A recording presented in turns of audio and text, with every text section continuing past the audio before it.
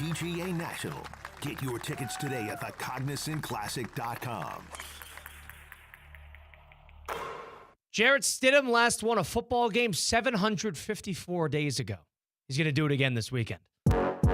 Live from the Anajar and Levine Accident Attorney Studios. The man, your man could smell it. Theo Dorsey is theoretically speaking. But are you a different animal and the same beast? Streaming live on YouTube. You're gonna break up with me because of what I do on the radio?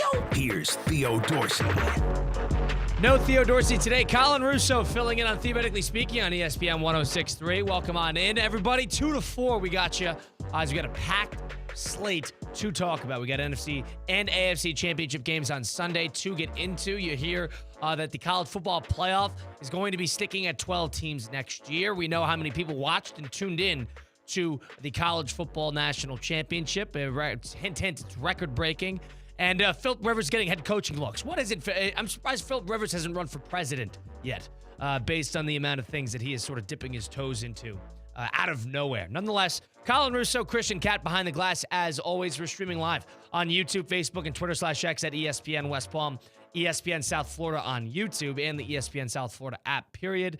Should be a fun one today. 888-760-3776. Number to get into the program on the Baptist Health Hotline. That's 888-760-3776. The number to get into the program. So we got championship weekend. We got AFC and NFC championships coming up on Sunday, back-to-back. Should be a lot of fun because the Patriot-Bronco game will kick us off at 3 o'clock. And then the Rams-Seahawk game, which we've seen plenty of, will be the 6:30 game on Fox to close things out this Sunday. A lot of good stuff, a lot of good storylines to get into. I think the big thing, the big question mark of the entire weekend is Denver. And coming out of last week, if you asked me fresh out of Saturday night during that 49er Seahawk game, right after Josh Allen lost them the game, Bills-Broncos, I would say, boy, the NFL took a hit here because you found out that Bo Nix hurt his ankle and he is done for the season, and they're going to go to Jarrett Stidham as his backup quarterback. And then you also heard that the NFL lost out on the Bills. So no Bills in the AFC Championship game. You're going to have the Broncos with the backup.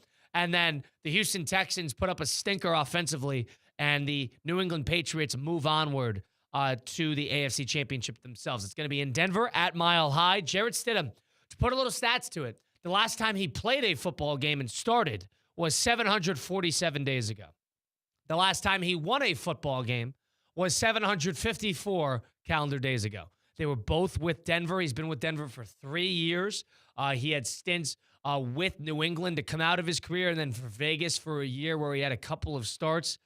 He's really had an career. He's got 1,400 career yards to his name, 8 career touchdowns, and 8 career interceptions. So this has not been somebody that has lit the world on fire. He has 4 fumbles in these games as well. He only has 200 career attempts.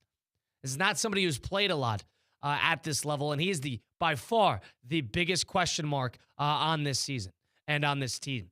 Because circling back to what I said leading in, I actually think this kid's going to play well. Now, Christian Catt is our producer behind the glass today. If you ask me, going into the Bronco-Bill game, what I am looking forward to, I would tell you I'm looking forward to seeing the Bills there. I think that would be the best game. I was rooting against, in a lot of ways, both teams. Now that they have a little bit of an underdog chip on their shoulder to them and a sense of history a la Nick. The last time you could ever root for the Eagles was when Nick Foles was playing quarterback. A little bit of that, I can now get behind the Denver Bronco bandwagon, and I am officially rooting for the Denver Broncos to advance and make the Super Bowl with Jarrett Stidham. Yeah, it's a lesser of two evils. My content brain, my wants to be interested in the Super Bowl has me rooting for the Patriots, but I cannot stomach Patriots fans returning to Nirvana. Yeah, I'm all set. Returning to the main character of the NFL, I don't want to give that to them. Like, just losing a potential Super Bowl game is not enough for me because that is 2 more weeks of having your hopes alive. I don't want to give that to New England Patriots fans. I don't think their offense played well enough to prove my interest in them over the weekend in the divisional round. So the lesser of two evils is a unproven commodity pulling up the upset shocking the world and Jared Stidham. I think the Denver Broncos were the only team not to have a backup get meaningful reps the past couple of years. Knicks plays every snap.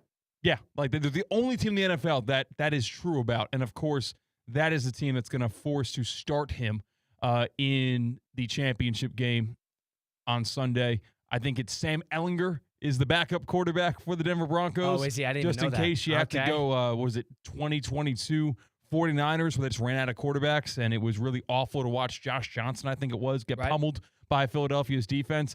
It sucks. Like, there's no two ways about it. The air was let out of the balloon when bang, 1-2. Not only did the Bills not win because they have a lot more public interest in the Broncos, especially on this coast, but also it's the Broncos at not full strength. You're rooting for this game out of spite for the Patriots? I guess. Yeah. I'm more angry that this game is happening to begin with.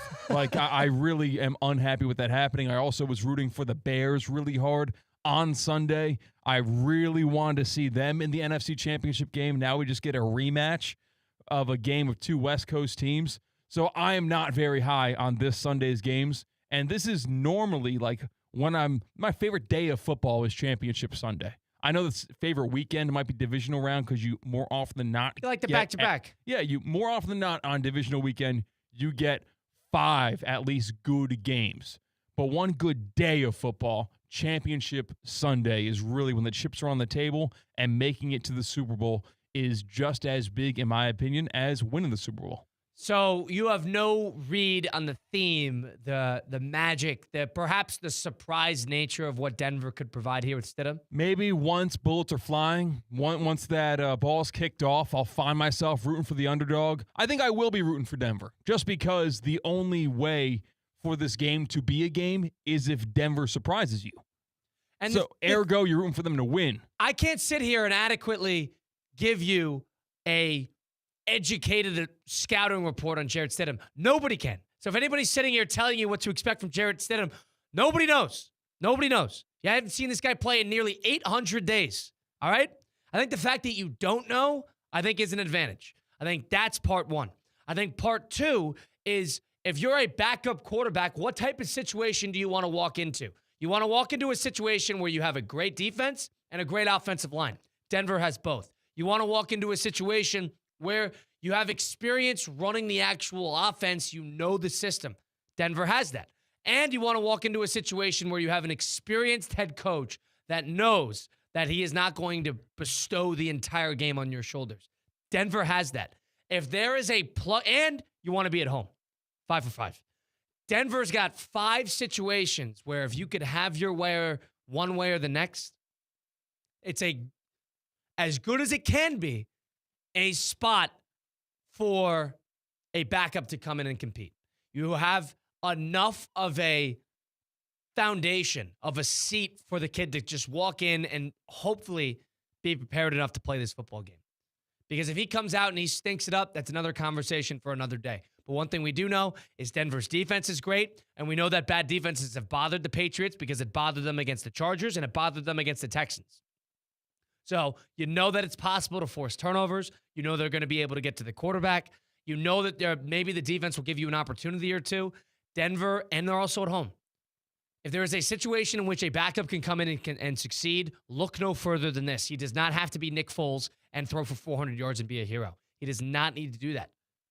But he needs to protect the football. He needs to play within a game plan, and he needs to capitalize on opportunities the defense gives him. I think he can do all three.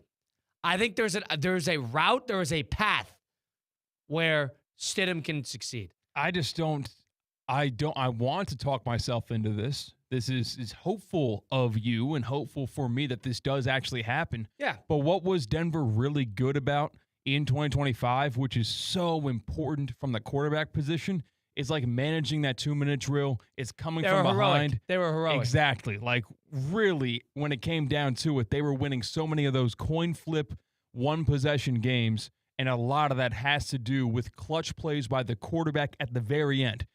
Say what you want about Bo Nix for the first 3 quarters of these games, but he made a couple of throws, plays when he needed to win those games.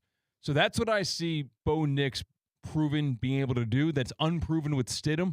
And I also say, what does Denver do better than the Texans? Defensively? As a Anything? team, yeah.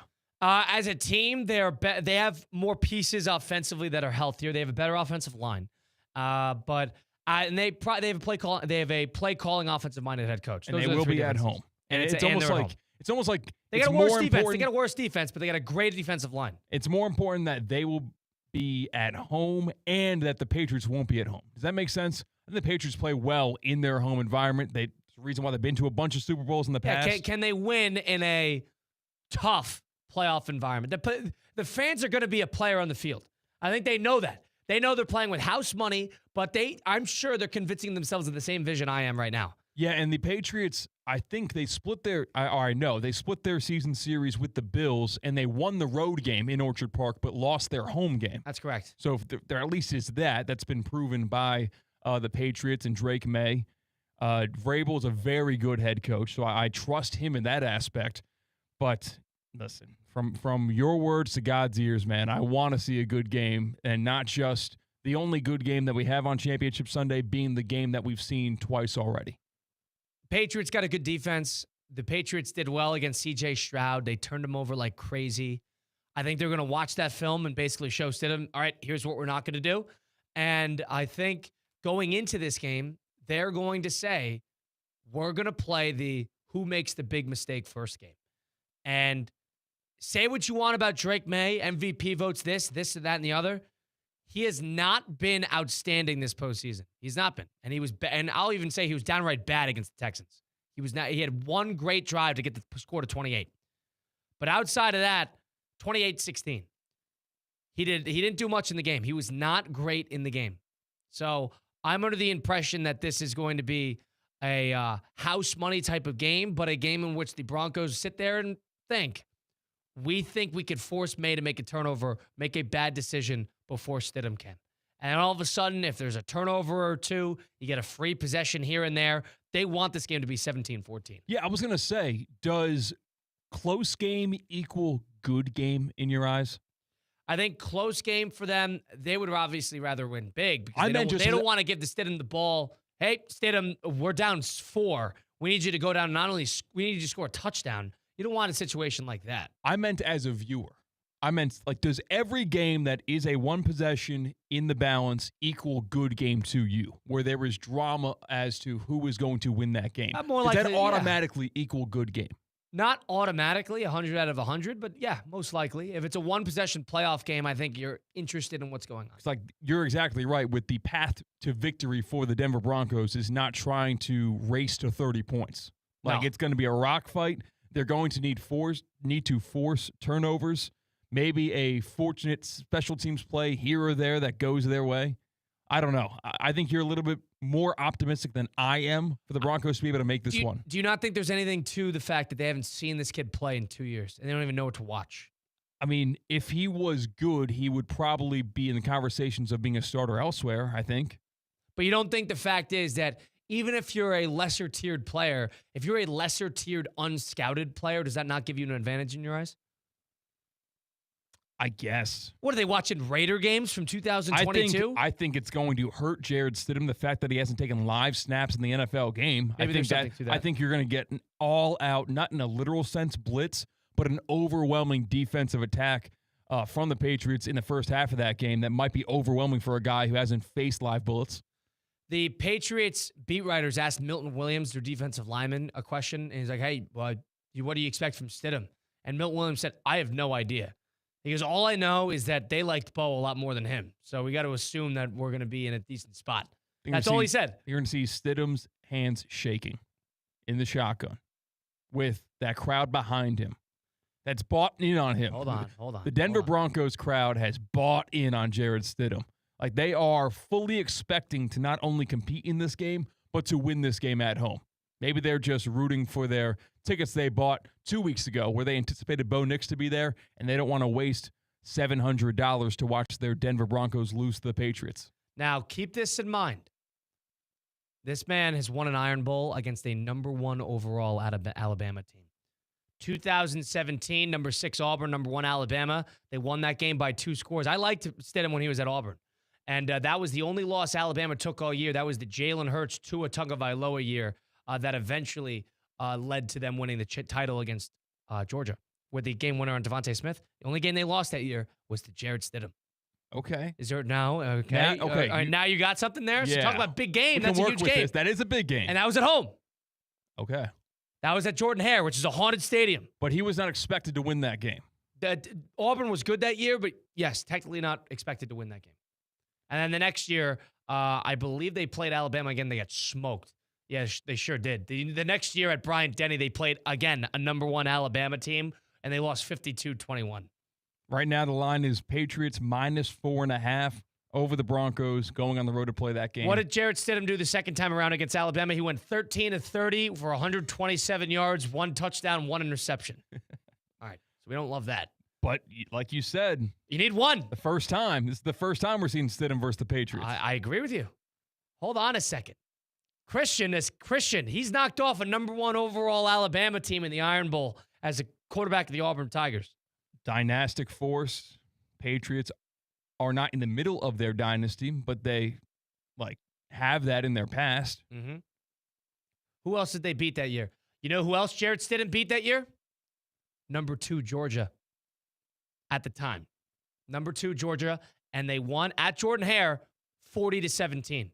Jarrett Stidham, 3 touchdowns, 16 for 23, 214 yards, 3 touchdowns, 0 picks. That was against a Jake Fromm Georgia team. Mind you, that Jake Fromm Georgia team went and played the Rose Bowl against Oklahoma and Baker Mayfield, and they had that one of the great college football games of all time in that back and forth semifinal, and then they lost in the championship. But Colin, you kind of glazed past the year that this happened. This was Trump's first term. This happened 2017. Yes. 2017. 8.5 years ago. Yeah, a while ago. If you had a kid when Jarrett Stidham won the Iron Bowl, they are in elementary school right now. Now, one thing to add on to this is the biggest. Remember, Auburn could have made the playoff that year, but they had Georgia in the SEC championship game. And if they won, they would have gotten in. And Jarrett Stidham in that game, 16 for 32, 145 yards, 1 touchdown, 0 interceptions. Lost 28-7. You had me there for about 15 seconds. Did I give too much context? Now we're off. And it was just so long ago. Same person, different guy. You don't think that's still in there? No, I don't. I think that. I think it's still in there. I don't think it can I think be it's still in activated. there. Christian, I think you're being unfair. If it was still in there, I think a team would have taken a chance on it still being in there at least once in the past 8 years. You know what I'm rooting for? I'm rooting for Jarrett Stidham to come out, have 275 yards, 2 touchdowns, and a rushing touchdown, so 3 total. And I want someone to sign him like they did Brock Osweiler to a $25 million contract yearly, and then it just explodes in their face. Because Jacksonville did that with Nick Foles. Jacksonville thought Nick Foles would be great, and he had a touchdown drive, his first ever drive with Jacksonville, but on the touchdown throw, he got tackled and he broke his collarbone, and they never played him again. That's tough. It's not foreign. And backup quarterbacks have gone on runs and won Super Bowls before. Doug Williams took over for Jay Schroeder in '83. I mean, it's happened before. Backups have made runs. Foles recently. Is it that crazy to say that this is possible? I guess if it was possible in any year, you probably would say it's possible this year. Because there is not that ceiling in the AFC that we saw the past 7 years. And all the situations that you'd like to have, the boxes you'd like to have checked in this situation are checked. You want to be at home. You want to have a good offensive line. You want to have a good defense. You want to have an offensive-minded head coach that is at least experienced in these spots that can sort of guide you to victory. And you want to play an opponent that's beatable. That's 5-5. We like it. I like where we're at. Denver, what is it, plus 5.5, 4.5? 4.5. I don't think I need to tell you what I'm leaning. Yeah. Look back at the 2007. If you're a Denver Bronco fan, if you don't know what to expect out of your guy Jarrett Stidham, don't look at the games from 3 years ago. Look at the Iron Bowl from 2017. That's like when you see a tweet about we got a good one when you make a free agent signing, and it's we're kind of seeing stats at the bottom line. Was that Drew Brees I saw? Wait a second. Those Was are that old Chris Ivory on the Jets? Yeah, those are old CBS graphics. Wait a second. Yeah, I understand. I do. It happens. And it's like Paul George on the Pacers. Is that Paul George on the Pacers? Yeah, exactly. So I understand what you're talking about. I do. But there is something to be said here about the 2017 Auburn team. He knows how to be in a big game. Sportsbooks are telling you it's not going to be a blowout. If I were to guess the line before it was shown to me, You would no guess Bo Nix. 6.5? Yeah. A little before a touchdown? Mm-hmm. Yeah, Underdog, 6.5 would it's make hard to sense be to me. a touchdown plus point underdog at home. That's hard. I guess so. It's one score, though. Could be tied with, I don't know, 45 seconds left. Someone springs free and wins by 7. I don't think Jarrett Stidham's going to be the reason they win this game, but I do not think he'll be the reason they lose this game. How's that? Oh, what? Nope. They All right, lose, that's they're going to get crazy. beat. They lose, they're just going to get beat. So, like, Drake May's going to dice up that defense is what you're saying? Something will happen that will not be Jarrett Stidham's fault. Okay. That would be my prediction. I think we're going to walk away from this thinking Jarrett Stidham did what he had to do. Are we And I have no sure? idea- and listen, I am if it's not clear, I'm shooting from the hip. Shooting from the hip.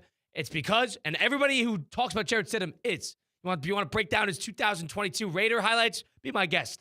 I'll take the Auburn Alabama game in 2017. That's what I'll take. So, okay. That was the last time he started games. He did not start games with the Denver Broncos. He did. Oh, he 2 did. games, 2 years, 2 full years ago, 700 days ago. It was his last game was Christmas Eve of 2020, or New Year's Eve of 2023. Now, I don't know if you know this. Go ahead. Was it a home or a road game? I was looking at this 5 seconds ago. I want to say one was home, one was on the road. Yeah, because I was going to ask, how will he accommodate playing 4 quarters of NFL football in the altitude? Because everyone else has been playing. Hold on. He's been playing there for 3 years. He's fine with the altitude. You think Well, the altitude's going to be a problem to him? He's been riding the pine there for that long. Yeah, the game they won was at home, and the game they lost was against the Raiders on the road. And the game he played at home, the last time we saw him was New Year's Eve of 2023. Denver against the Chargers, and he went 20 of 32 for 225 yards, a touchdown, and no interceptions. Took 0 sacks in the game. Listen, I have a weekend where I'll be in town, and I'm scheduling tee times because I want to play. And In it's town where? Just I'll be like around. Oh, okay. I'll be able to play golf this weekend. It's not like I'm making a trip up north facing the North Pole and the snowstorms. Oh, yeah, there. we're all good. Yeah. So I'm playing on Saturday, and I have not scheduled a tee time on Sunday yet. And this time of year, tee times are very expensive if you go and want to play and be done with golf by the time these games kick off at 3 o'clock and 6 o'clock. All right. So any tee time pre-11 a.m. is difficult. Yes. So Don't do. I know what you're alluding. Don't even think about booking a tee time at 2 o'clock. I'm going to get my butt on the couch, Don't and even it's do going to it. be 21-0 at the 2-minute warning in Don't the do first it. half. I'm saying I could be playing golf right now. We have doesn't one matter. game today. You're not booking a tee time during the AFC Championship game. I don't care who's See, playing that used to quarterback. mean something. I don't care The who- AFC Championship used to mean something. I don't care who's playing quarterback. You're not doing that. That's not the right thing to do. It's not. I haven't done it yet. That's not going to happen. You can't do that. I can't even believe you. Why are you considering that? I'm seeing how much I can push my luck. That's what I'm saying. How much more expensive is a tee time 2 o'clock versus 10 o'clock? Like $30. Oh, my God. Please. Play the golf at It adds up. fine. Play the golf at 10 a.m. You're talking about like an $80 tee time versus a $50 tee time. And I don't listen, I'm going to get tee time shamed on the air right now by people listening. But listen, I want to play as much as possible, not at the nicest courses as possible. So You're during doing this the wrong break, thing here. during this Doing the break, wrong I'm thing going to heavily weigh my options and make a decision.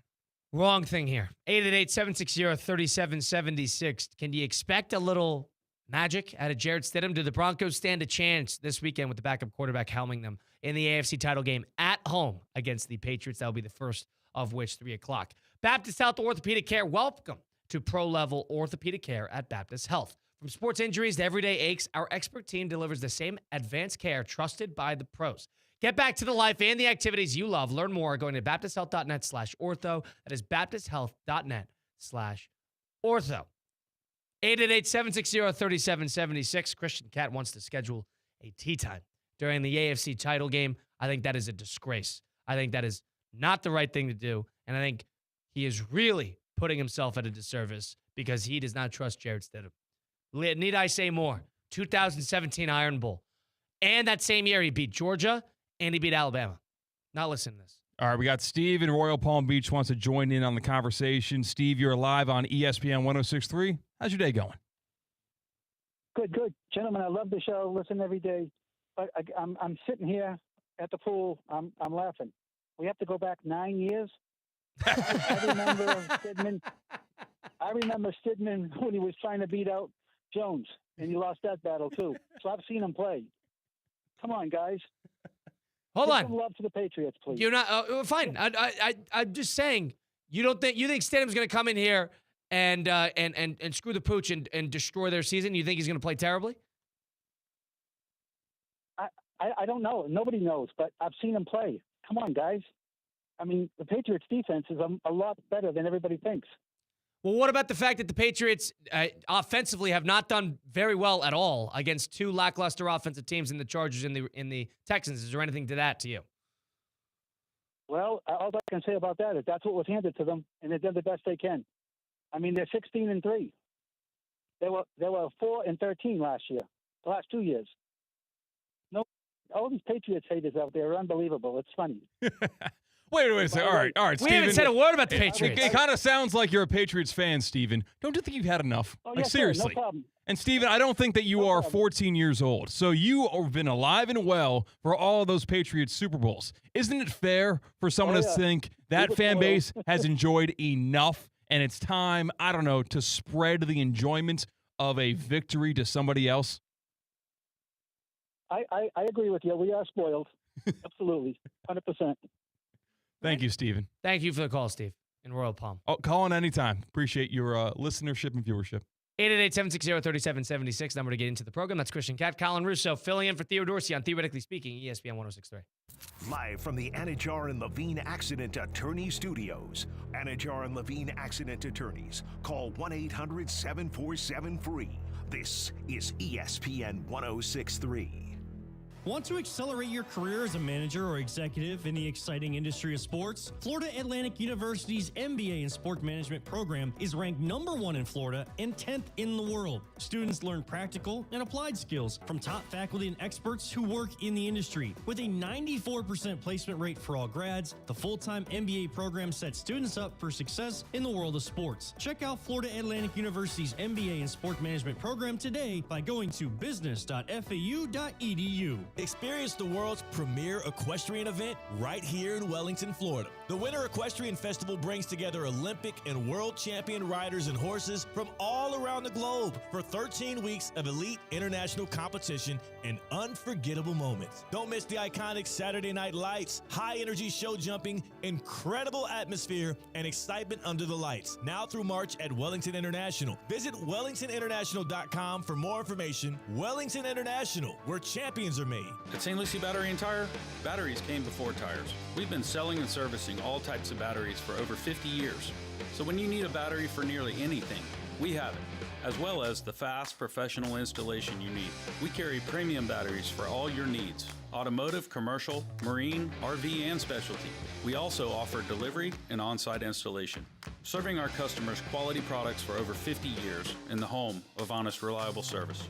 Go to slbt.com and book your next appointment. Car buying just leveled up at Greenway Kia West Palm Beach. We're now open at 7 a.m. Shop early, skip the crowds, and get on with your day. No pressure, no nonsense. Just real people who listen, including female sales professionals ready to help. And check this out. The invoice is on every new car. No games, no surprises. No time to stop by? We bring the test drive to you, home or office. Buy the right way at Greenway Kia West Palm Beach. Early, easy, exceptional. Hey, Culligan man! Good people.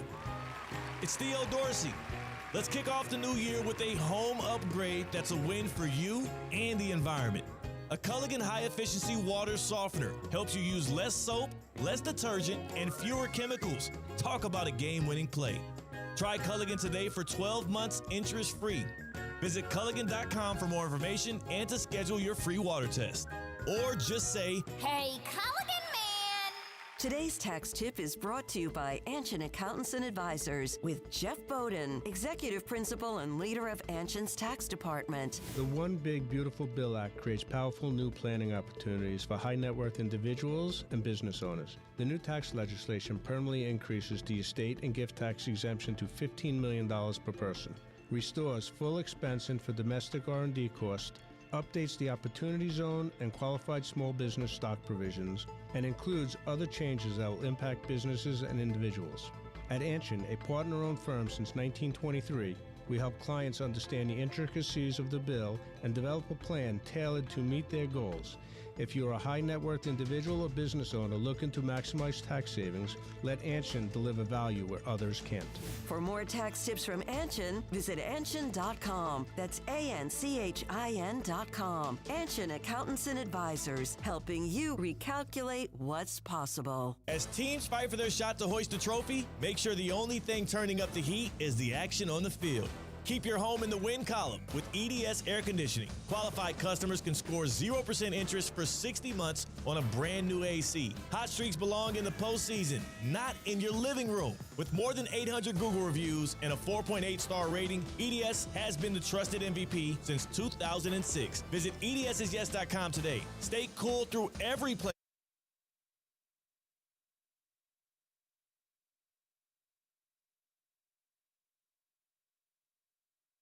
Live from the Anajar and Levine Accident Attorney Studios, Theo Dorsey is theoretically speaking.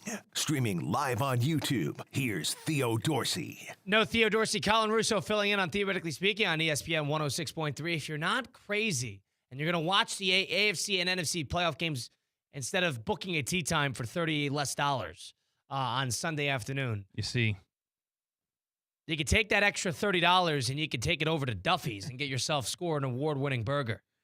See, this is where you're wrong. I'm incorporating Duffy's into my golf and AFC championship plans because there is a Duffy's on Okeechobee on the way to and fro the golf course that I'm going to play on Sunday.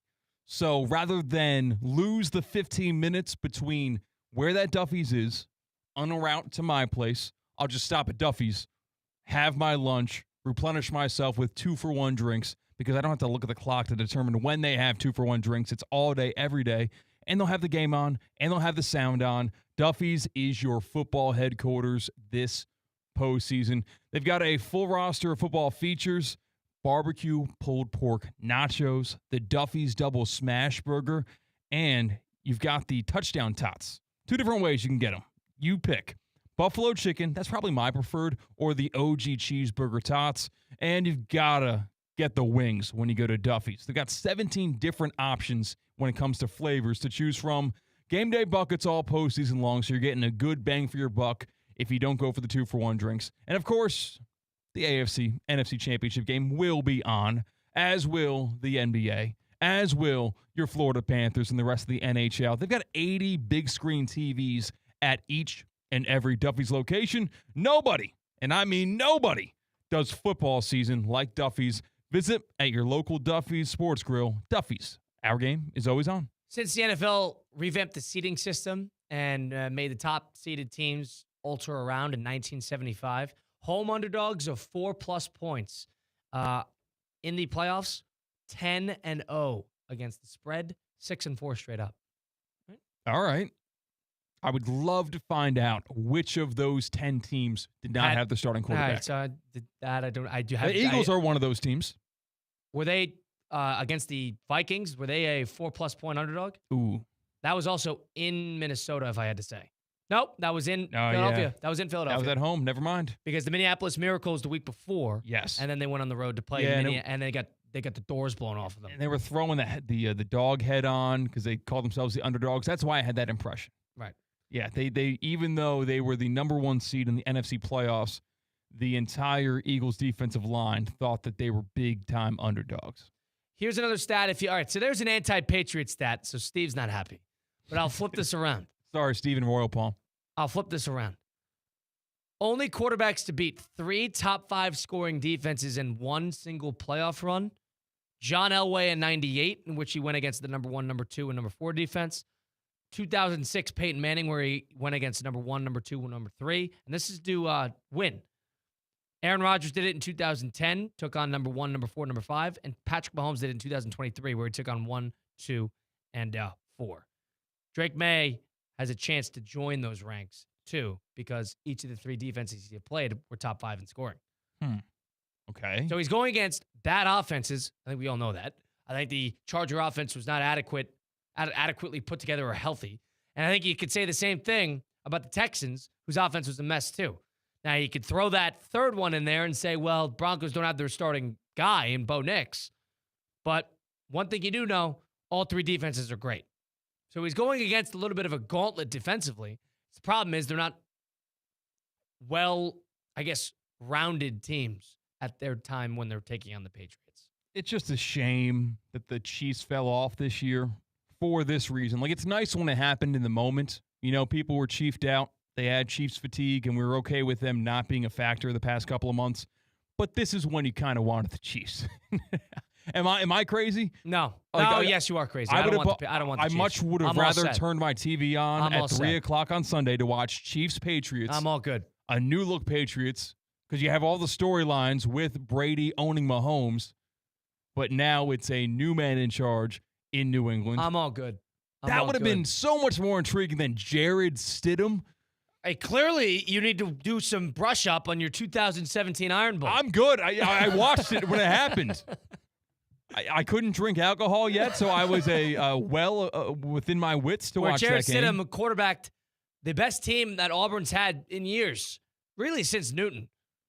And Nick Marshall was better. And then they beat number 2 Georgia, number 1 Alabama in 1 year. Both of them went to the championship. No, I am not intrigued in that the AFC Championship game for the backup reason, and because the West Coast, 3rd time's the charm rematch with the divisional foes. I'm not intrigued in the NFC Championship either. Why? You know that's going to be a great game.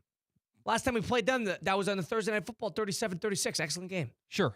Intrigued, though. Like, it'll give me that dopamine of lead changes, big plays, touchdowns in the moment. But I will not be walking out of that game with a big conversation about X and X at the other third. Yeah, but it's a great game. You know it's going to be an entertaining game to watch. Hope. You'd hope. It better be. Yeah, I agree with you there. I mean, we hope that both these games are good. I'm just trying to give you a little context as to why, and the Vegas sports books can agree. +4.5. It's not +6.5 for a reason. It's not +7 for a reason. They are not under the impression that Denver is going to put up a stinker offensively. They're not under any impression like that. So I do think that we're going to see the Broncos play well, and I think you'll see a competitive game in both games. College football dominated in terms of postseason to postseason. College football stuffed the NFL in a locker. Easy. Not last year. This year it had a good postseason. That's what I'm saying. This year. That's what we're talking about, aren't we? Hold on.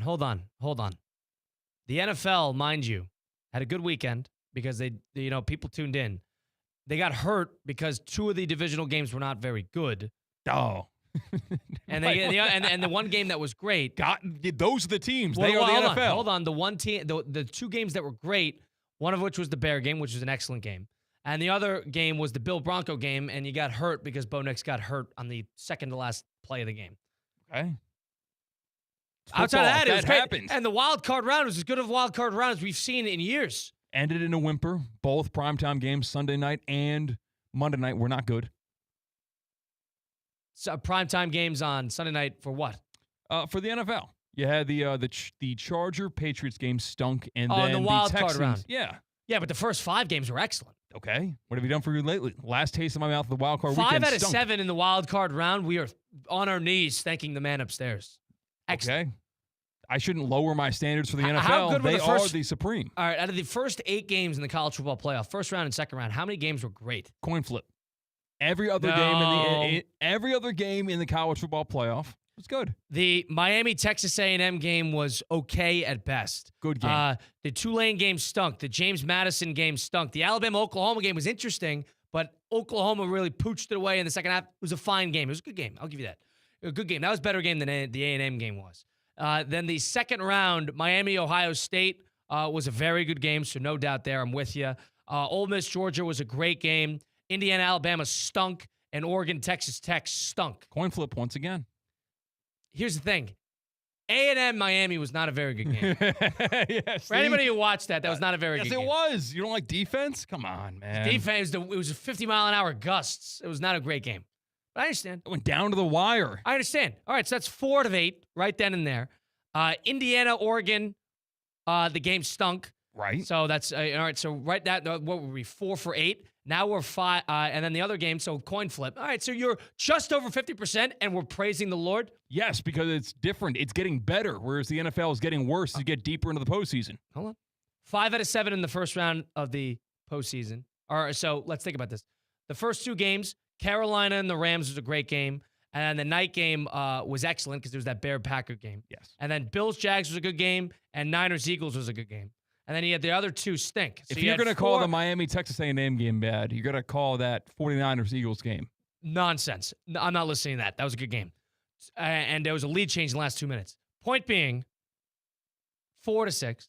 And then you go to the following week, and you had 2 of 4. So we're sitting at, what, 6 out of 10? Okay.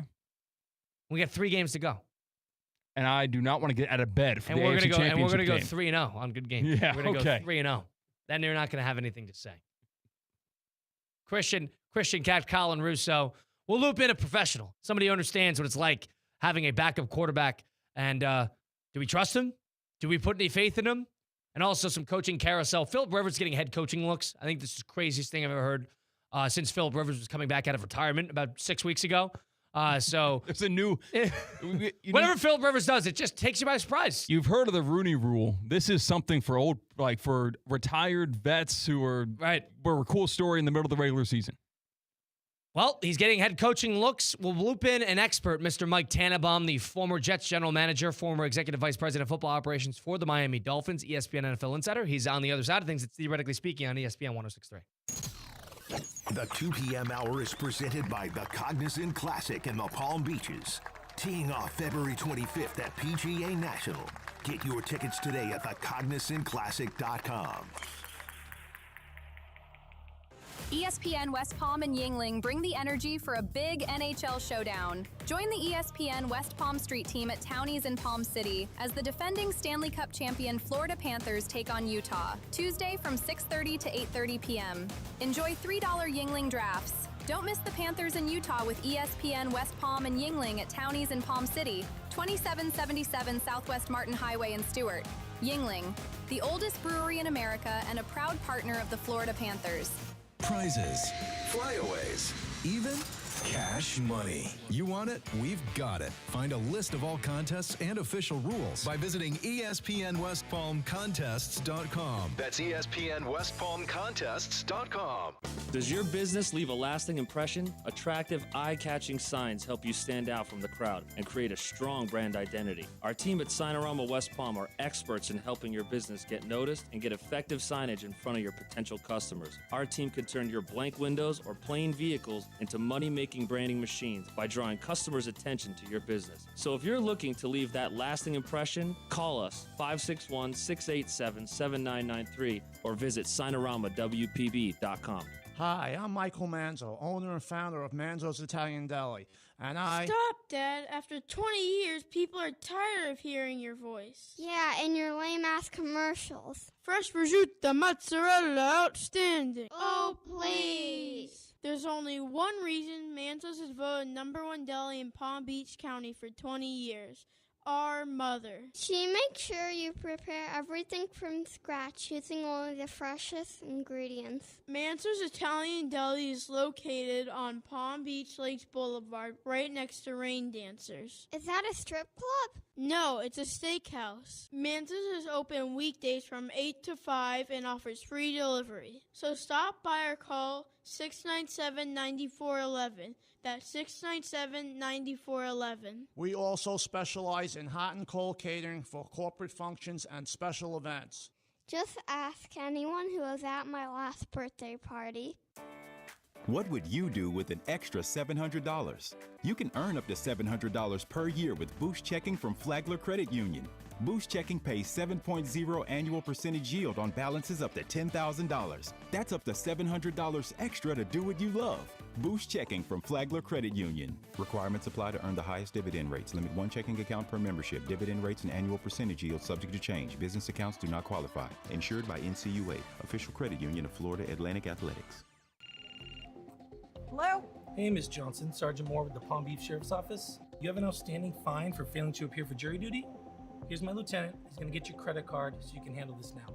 Credit card number? But I never got a jury summons. What is this? Hi, I'm Mike Caruso, your clerk of court. This is a scam. Law enforcement will never call you regarding your juror summons. That's right. If there's a warrant for your arrest, we're not going to call you. We're going to show up and arrest you. Don't get scammed. Ready to take on any terrain? The all-new Defender 110 P300S is here.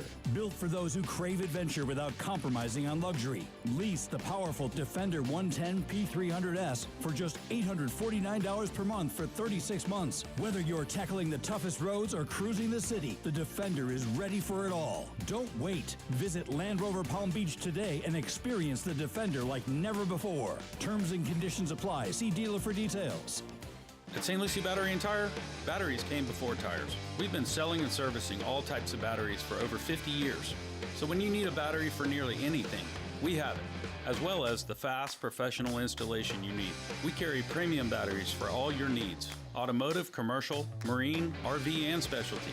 We also offer delivery and on-site installation, serving our customers quality products for over 50 years in the home of honest, reliable service.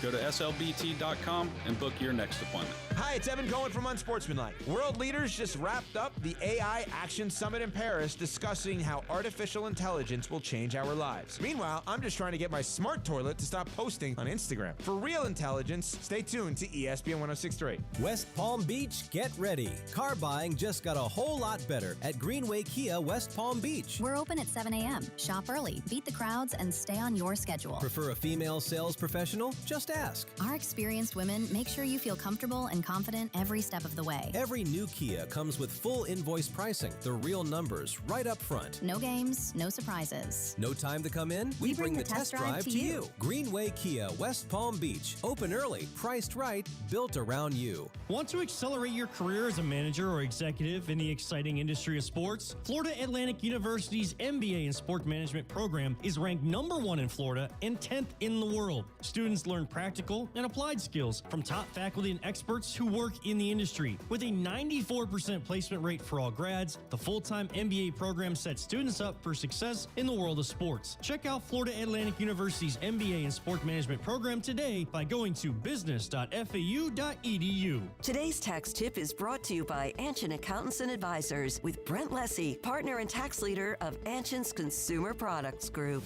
Did you know the One Big Beautiful Bill Act has created unprecedented opportunities for founders? The $10 million exclusion has increased to $15 million, and the 5-year holding period is no longer an all-or-nothing hurdle. Founders now have the flexibility to raise capital and align their tax-free treatment over 3, 4, or 5 years. These changes include the higher asset ceiling and allow founders and investors to scale aggressively while capitalizing on this tax advantage. Anshin, a partner-owned firm since 1923, prioritizes understanding founders' unique circumstances to achieve their goals. If you're a founder that doesn't want to leave money on the table, let Anshin deliver value where others can't. For more tax tips from Anshin, visit Anshin.com. That's ANCHIN.com. Anshin Accountants and Advisors, helping you recalculate what's possible.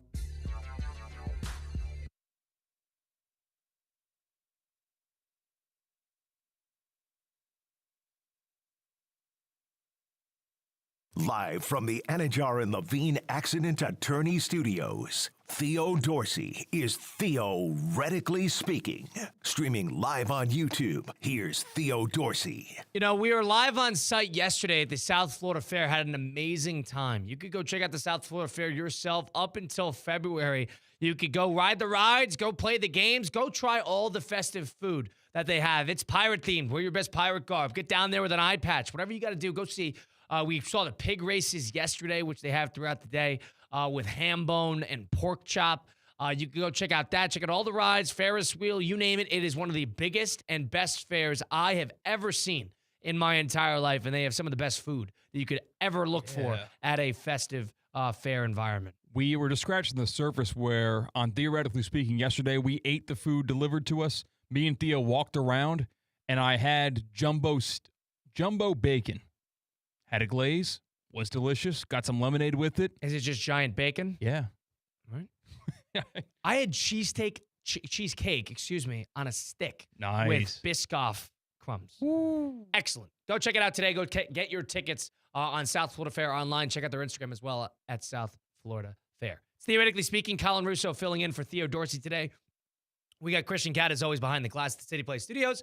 We're streaming live on YouTube, Facebook, and Twitter/X. YouTube at ESPN South Florida, and Twitter and X and Facebook at ESPN West Palm. Well, you got a lot of coaching carousel things to touch on. Still a couple jobs available, maybe waiting for playoff teams to finish out their season to make official hires. We have a lot of things, including Phillip Rivers getting head coaching looks to talk about. We'd like to welcome in the expert on this regard, Mr. Mike Tannenbaum, who is a former general manager for the New York Jets and former executive vice president for the Miami Dolphins for football operations, and also current ESPN NFL insider. Mike, welcome in. Long time no chat. How is everything? Yeah, hey, good to be with you, Colin. How you been?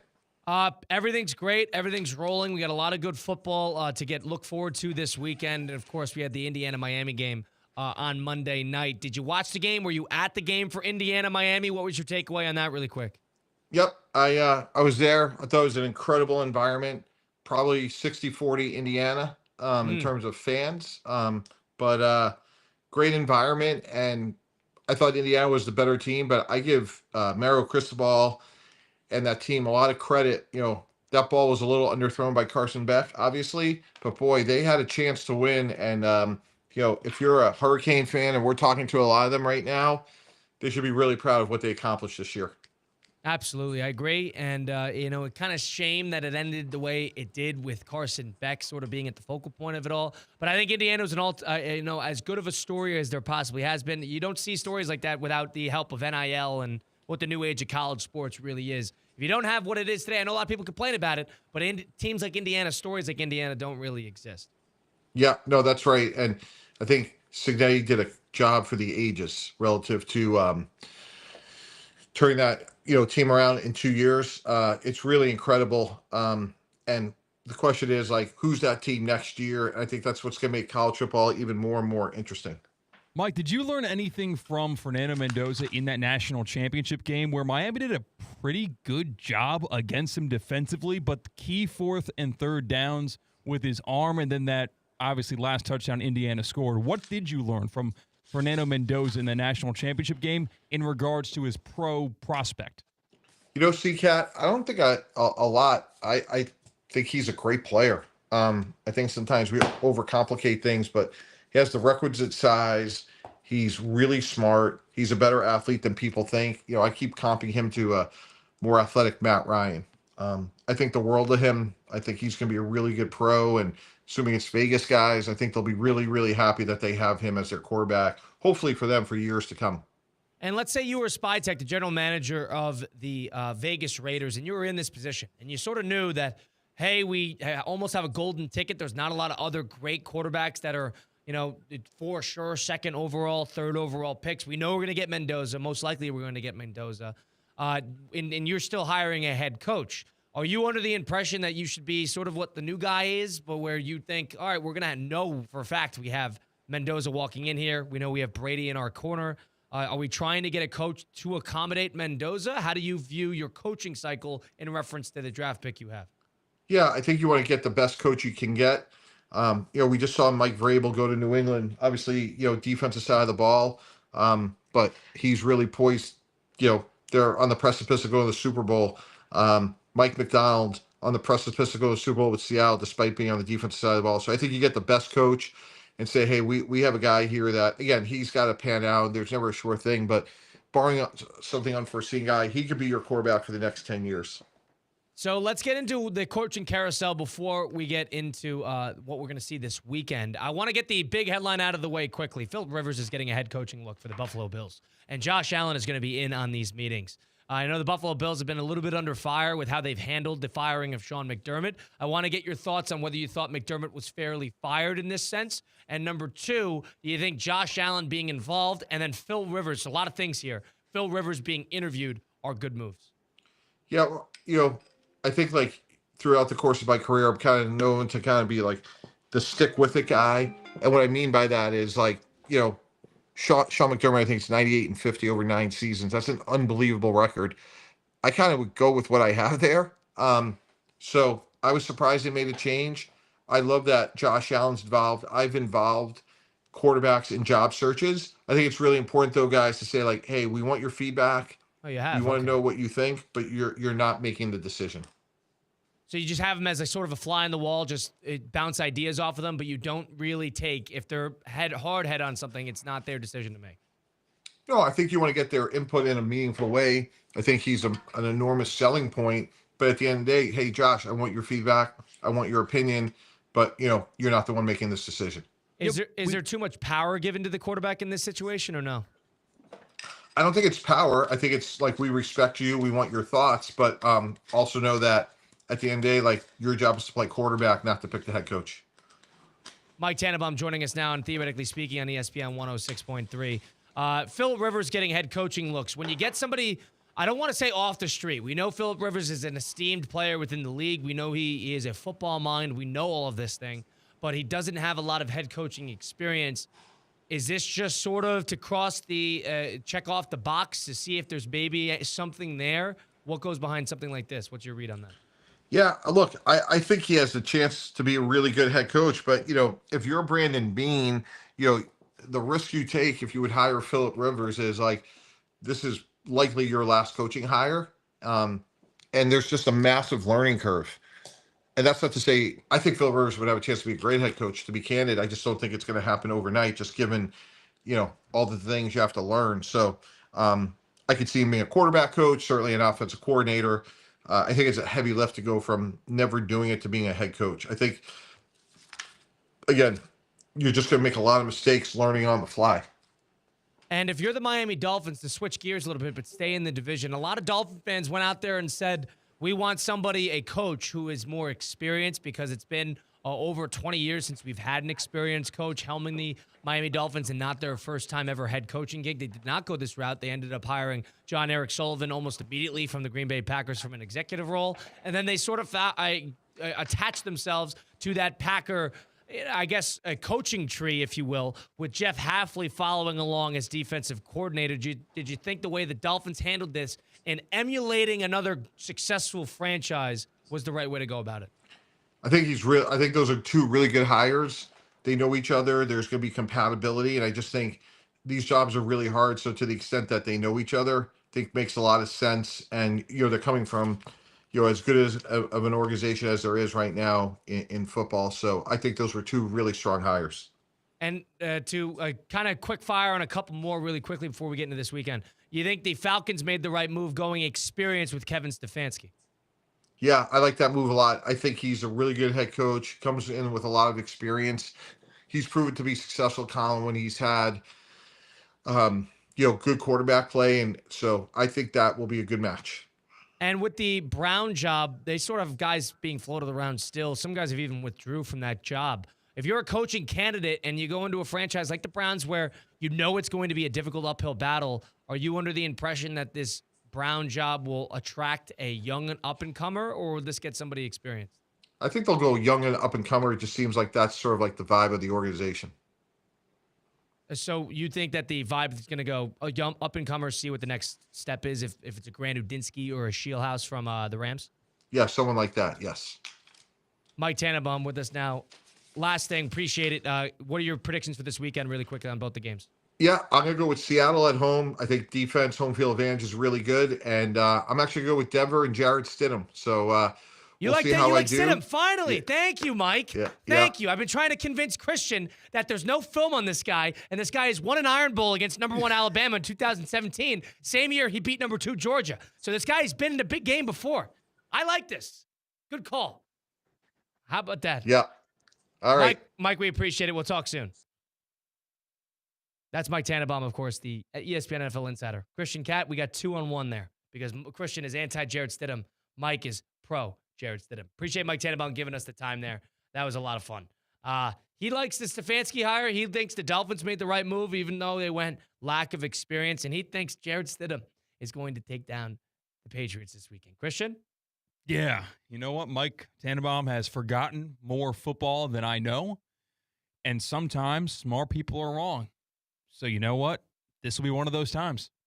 Wow. He'll get the NFC Championship game in the Super Bowl right, which is a great 2 for 3 on the final 3 games of the season, I'm predicting.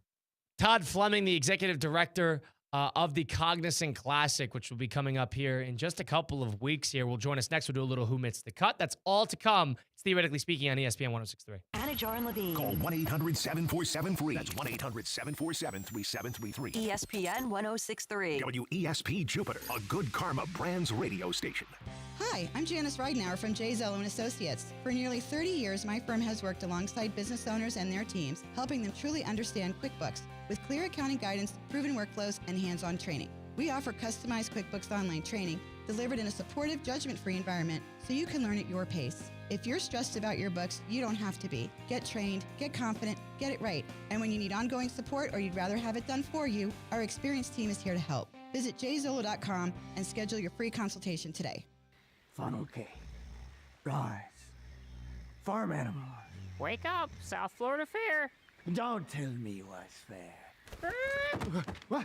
The South Florida Fair is open? Why didn't you say so sooner? Thursdays are BOGO Thursdays. Buy one admission ticket and get one ticket free. Every food vendor will have a BOGO deal. Enrolled credit bundles or half off on BOGO Thursdays. Visit southfloridafair.com/BOGO for details or download the fair app. Open now through February 1st in West Palm Beach. Hey, Culligan Man! Good people. It's Theo Dorsey. Let's kick off the new year with a home upgrade that's a win for you and the environment. A Culligan high-efficiency water softener helps you use less soap, less detergent, and fewer chemicals. Talk about a game-winning play. Try Culligan today for 12 months interest-free. Visit Culligan.com for more information and to schedule your free water test. Or just say, Hey, Culligan Man! Business owners, are your employees driving you nuts? Is money tight? Or have you just poured your heart and soul into your business and now it's time to retire and just relax? At Transworld Business Advisors, they have buyers from all over the world ready to buy your business now. Call for a confidential conversation about your business's current value. 561-203-5121. That's 561-203-5121 or visit tworld.com today. Hi, I'm Michael Manzo, owner and founder of Manzo's Italian Deli, and Stop, Dad. After 20 years, people are tired of hearing your voice. Yeah, and your lame-ass commercials. Fresh prosciutto, mozzarella, outstanding. Oh, please. There's only one reason Manzo's has voted #1 deli in Palm Beach County for 20 years. Our mother. She makes sure you prepare everything from scratch using only the freshest ingredients. Manzo's Italian Deli is located on Palm Beach Lakes Boulevard, right next to Rain Dancers. Is that a strip club? No, it's a steakhouse. Manzo's is open weekdays from 8 to 5 and offers free delivery. So stop by or call 697-9411. That's 697-9411. we also specialize in hot and cold catering for corporate functions and special events.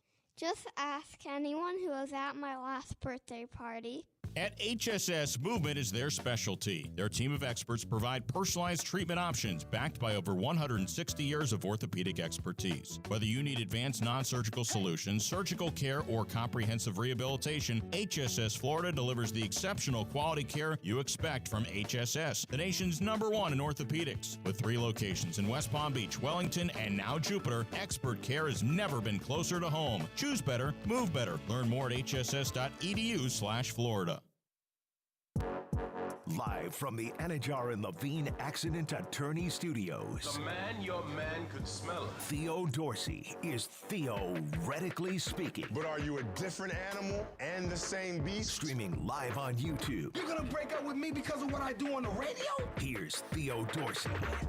No Theo Dorsey. Colin Russo filling in on Theoretically Speaking on ESPN 106.3. We got Christian Catt, as always, behind the glass. We'll get into who our guest is momentarily, but first, let's kick off the new year the right way with a home upgrade that's a win for you and the environment. A Culligan high-efficiency water softener helps you use less soap, less detergent, fewer chemicals, which is better for the environment and for you and your family. Try Culligan today for 12 months, interest-free. Visit Culligan.com for more information and to schedule your free water test. Let's say it together. Hey, Culligan man! Culligan man!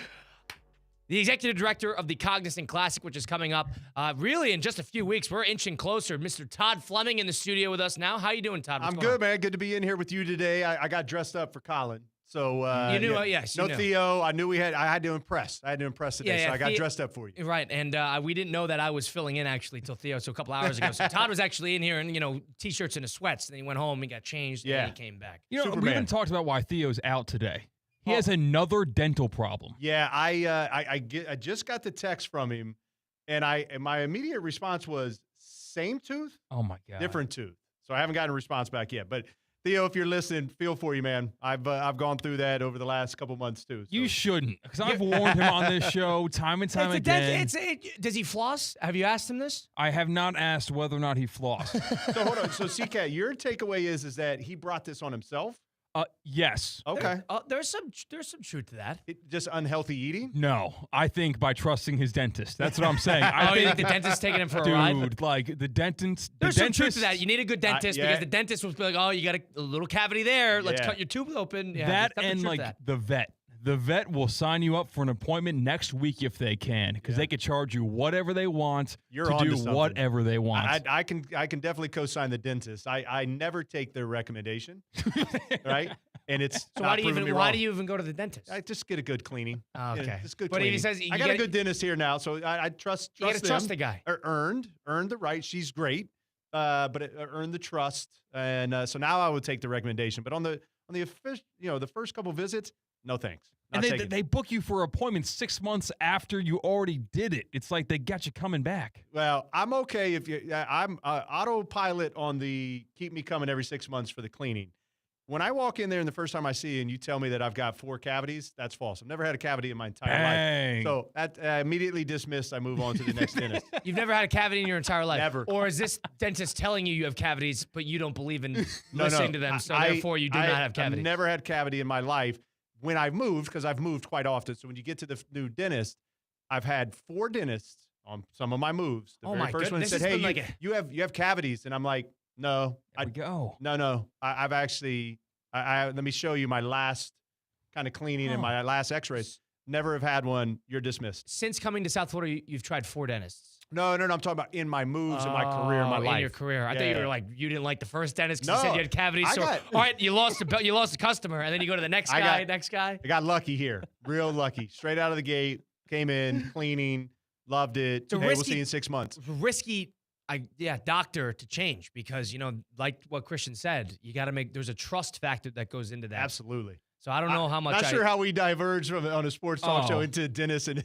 Saying, come on. But that's important. Theo's dentist. If you're listening, and maybe they have it on while he's, they're drilling into his. He goes to the dentist like it's a barber. Like he has just an ongoing appointment every single 2 weeks, and they give him bad news every single time, and he treats their word like gospel. Well, I'm gonna take a shot at him. I'm significantly older than him though too. But, he'll learn. He's getting to that age. Like things start happening.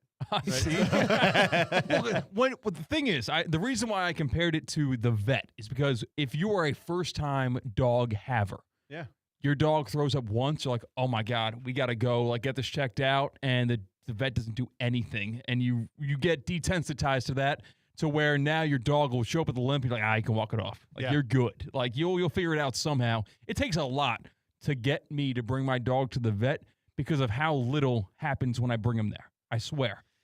Hey, you got to take care of your pets, got to take care of yourself, but at the same time, there's a happy middle that we could find there. Yeah, it does come with some risk, and unfortunately, that's usually to the pocketbook. That is Todd Fleming, the executive director of the Cognizant Classic. All right, COG coming up, what is it, about 5 weeks from now? No, 31 days. 31, who's counting? So 4.5 weeks. 31 days till event week, so 33 days till gates open. So we're primed and ready. If you guys saw, we came in here on Tuesday, announced Brooks Koepka, because that was great. Obviously, I let slip a few other players, but officially announced Shane Lowry yesterday. You announced Shane Lowry yesterday. Yeah. Wow. Okay. And so excited. Because again, I mean, this is a gentleman that obviously lives in our marketplace, has chosen to live here from Ireland and set up shop here for quite some time. Obviously, one of the better players in the entire world.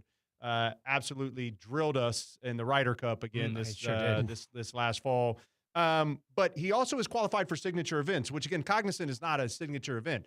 So for him to put his body through this again, and he made it known that he was going to play in this event from day number one when the schedule came out. So I tip my cap to gentlemen like that. I'm honored that they would, put their body through 3, 4, 5 straight weeks of playing golf, particularly on a hard golf course. But happy to have Shane here, and he's usually performed well on his home turf. You use the phrase "let it slip" of a couple other guys outside of Brooks. So when I ask, I don't know, just someone who was playing TGL later on in that day, should I not have? Who was it? It was Saith. Yeah, I asked Saith. No. I mean, as soon as they put their name into the registration, their name, image, and likeness we can use. So he knows he's in. He knows he's committed. We're trying to be strategic with how we do it, but I get a little excited when you get, when you got 3 guys out of your first 4 that live local. 3 of them are on TGL's schedule as well. Yep. I mean, it's a big deal, right? So it shows the connectivity between TGL and us. Shows that there's going to, if you're going to be playing golf anywhere in the world, you better be playing in Palm Beach Gardens that week if you want to be considered one of the better players. Is it a rolling process where not only you said TGL, so now these guys, all right, well, he's doing it, I could do it. Like, is that how it works? I think there's a little bit of the competition in the poll and push along. Players have until Friday, what we call advance week, so the Friday before the event actually happens at 5:00. They have all the way up until that time to drop their name in. So what it really becomes is, some of the guys that we're having a Great American Express tournament that's going on right now out in Palm Springs. Guys are putting up phenomenal numbers and looking good on those courses. But some guys will try to go out west and get their game right, qualify. Others will take a step back and say, I want to play as much golf as I can, get as many points as I can, make as many cuts early in the process, and that benefits us, right? So I think we're in a prime position with the first event in the Florida Swing that we're going to get our fair share of some players, but there will be some other big names that probably later into February drop their name in. Yeah, it's interesting because we're seeing unfold in front of us in a real-world situation the terms of which Brooks Koepka returned to the PGA Tour, and one of those terms was, if he enters a field, he's not taking anybody's spot. Correct. How does that exactly work from your side of things, where you have this big name, you obviously want the hometown guy coming back not only to the tour, but to the area in which he grew up and made his hay? How's that working for you? Oh, I think it's working great because certainly I think there's been a lot of interest, gotten a lot of positive comments from our marketplace about, hey, good get, got his back, can't believe it, excited to get out there watching play. So all the normal stuff that you would think that's happening. We need to see a few more buys, obviously, because things are trickling, inventory's going away each and every day, irregardless of whether Brooks was in our tournament or not. But we need people to make their decisions and show up now. But to answer your question, I love the fact of the terms, in particular that portion of his reintegration, because I'm a field of 120 players, and we were 144 last year. So some of the new rules and field sizes take place this year. So we already lost 24 opportunities for gentlemen to come here and try to win this tournament or build their game or build a reputation. So the fact that he's able to be in the event and it doesn't hurt the person that's sitting at number 120 right now, I think is a really good thing in regards to players and how they should feel about his inclusion being back in the event. But ultimately, it allows somebody who's working their tail off, just like everybody else that's at maybe number 1 through 50, it allows that person that is trying to build their career or get their career back on track, per se, that they're still in the event. They're not bumped out because of a big name inclusion in the event. And they wouldn't make them play or anyone play by themselves. So it also adds another seat, doesn't it? Because it would be a twosome or a foursome. So it would be not just 121, but 122 or 124. Yeah, I mean, we'll see how we get to here. We usually, there's different ways that you can do it. I mean, we're still a rather large field. So on Thursday and Friday, we'll go off of number 1 and number 10. So we'll use both tee boxes and both 9s for gentlemen to start their days. So we'll get through it. We sometimes have done that in 3s, so we can do them in odd settings as well. But it'll be really interesting to see how things shake out over the next several months. And other names that we announced, because there's above and beyond the 4 that I let slip. There's another subset of guys that I'm real excited about as well. And then, I get exemptions into the event along with Cognizant that we, collaborate on who do we want to get into the event. So I've awarded a couple of those. I'm not going to release those now. One is a local gentleman, and one has some very strong ties to an event that's going to happen here, a team event in September of this year. So I'll let you guys decipher at what level that is. But that gentleman will be in our event as well, and he's going to do something in and around President's Cup for us, so that way Cognizant is intrinsically tied to the President's Cup that's going to happen later in the year. So, wow. You have not replied to my email about the ESPN West Palm exemption. So, like, this office is not going to get a seat at the tournament this year? Yeah, I mean, look, if we had a one-day event, I mean, you're 78. The last couple of weeks may have warranted a look. But we're a 4-day event where you got to walk. Fair enough. And do all of that. So I'm not sure that you can maintain the stamina-wise to be able to hit quality shot after quality shot. Well, one last thing I want to ask about Brooks before we get into who missed the cup. So when it was announced that Brooks was making an effort to, leave LIV and come back into the PGA, and it was sort of a waiting game in terms of what the rules would be, how they would handle it because of the preconceived notions of what the re-entering would look like. Yeah. From your perspective, because this was a quick process once it was announced, all right, here are the, the requirements that you have to hit or the type of borders that we're going to apply for Brooks Koepka. Did you not only anticipate that he would have a type of, here's your requirements, did you anticipate him being allowed to play in this event this quickly? Was this something that you waited and then all of a sudden you heard it and you're like, all right, we should make some contact right now? How do you do it from your perspective? Yeah, no, I think, look, I certainly don't sit at the tables to determine the reintegration plan. Right. But I'm happy that the good thing is the board is made up of players, right? As well as, obviously C-level executives inside the tour. But the promptness of the decision to allow him and as well the extension to others that were in his situation to come back underneath the same plan, I thought it was very fair. I thought it was for somebody like me that sits in this seat and field quality matters so much, to be able to allow those guys to play straight away, I thought was really telling from the board made up of the players that they want the best competition each and every week. So to me, that was great. As soon as he made the announcement that he was not going to be participating in LIV Golf in the future, I started making my outreaches, unbeknownst to what a reintegration plan would look like, because part of my responsibility to this event, to Cognizant in this marketplace, is to recruit and try to bring the best possible field that we can here each and every year. And again, with us not being a signature event, I have to recruit. And so there's some fun ways that I've gone about doing that.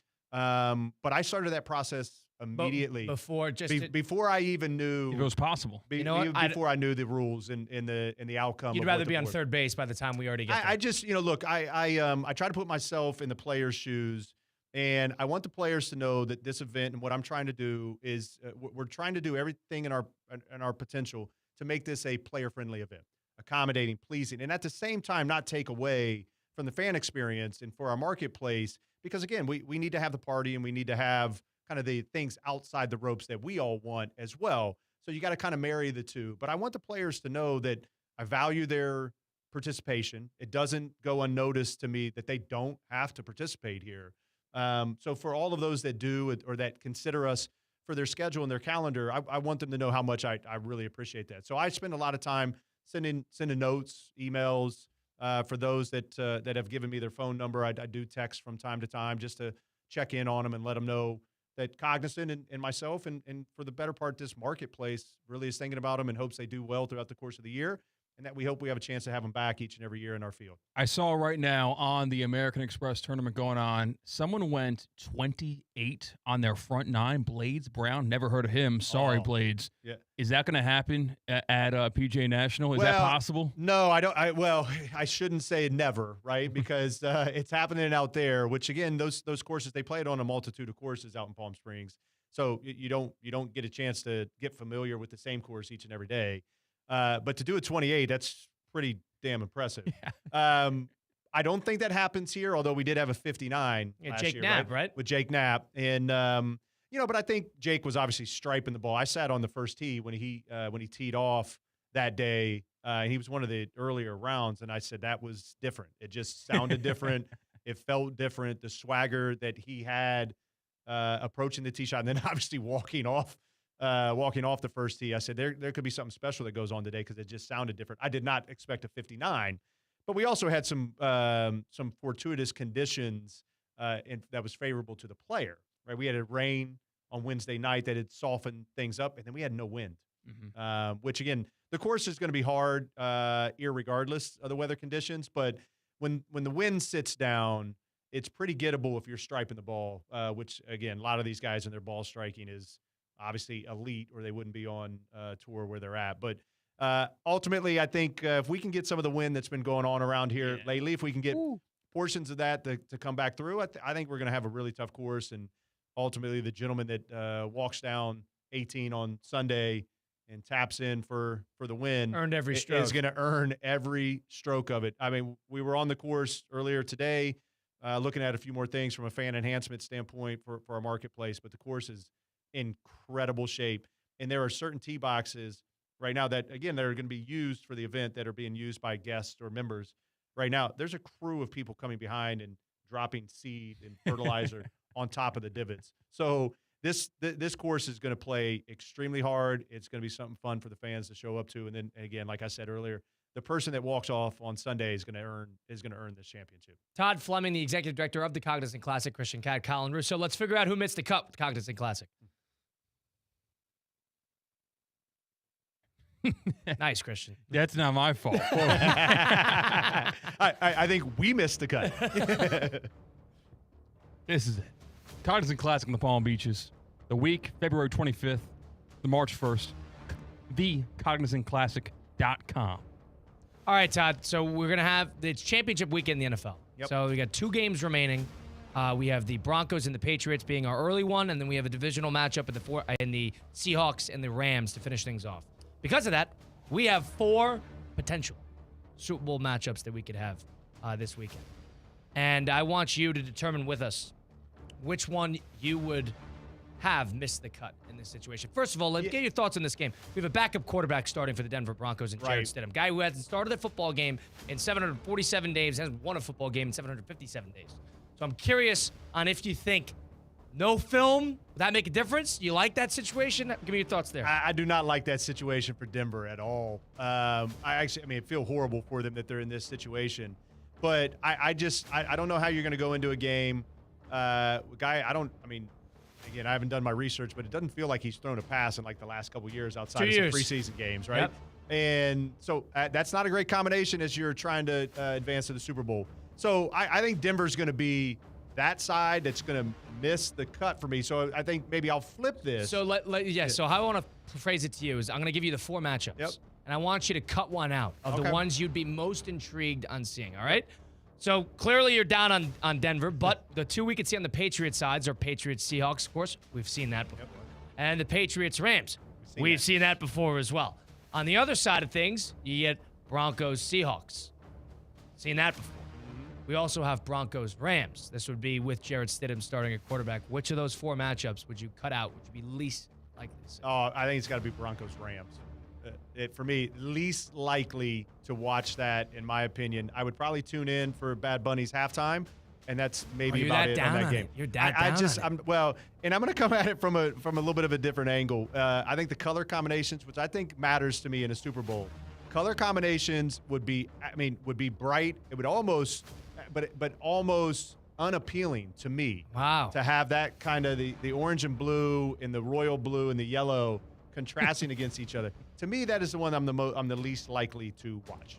Not a pretty game. No. So you want the aesthetic to be there. No, I mean, there would be some good prop bets, and does the Gatorade match one of the colors? Yeah. There'd be some good prop bets in and around that, but I have no interest in watching those 2 teams play each other in the Super Bowl. Now, let me throw this out there because Christian didn't buy into it, but I'm curious if you do. Jared Stidham, by the way, was an Auburn Tiger. Yeah. Right?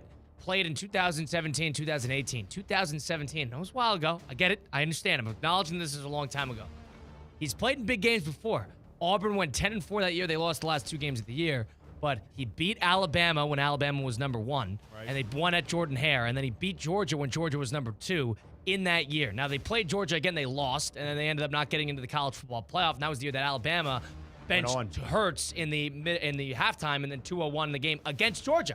So the two teams in the championship, Jarrett Stidham beat, and we checked the stats, played well in both games. Does that change anything? What was, well, it gives me a little bit more respect for the guy, right? 9 years ago, he played in a big game. Yeah, you still got to go out there and win him, right? No matter when you won him, he gets to wear that as a badge of honor. We know somebody who peaked in college. Like we all do.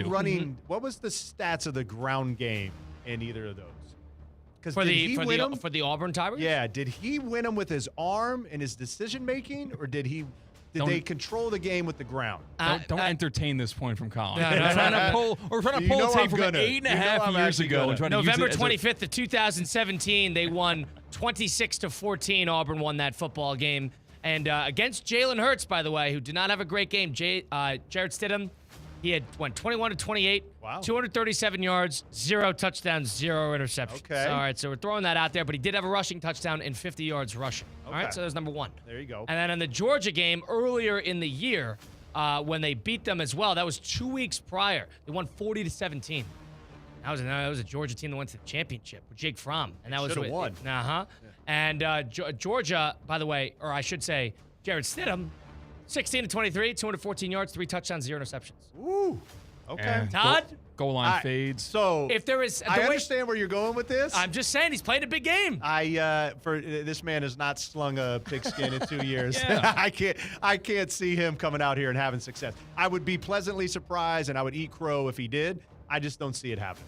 Okay, so we're trying to find the worst Super Bowl matchup, right? That's the idea. This is the doomsday scenario for Super Bowl Sunday to be decided on Championship Sunday. I can't go all West Coast. Coast. So in my opinion, the Patriots have to make the Cup in any version, right? You're doing a yeah. Todd did Bronco Rams. So you're doing a Bronco game as well, is what I'm hearing. They're out. Yeah, I am.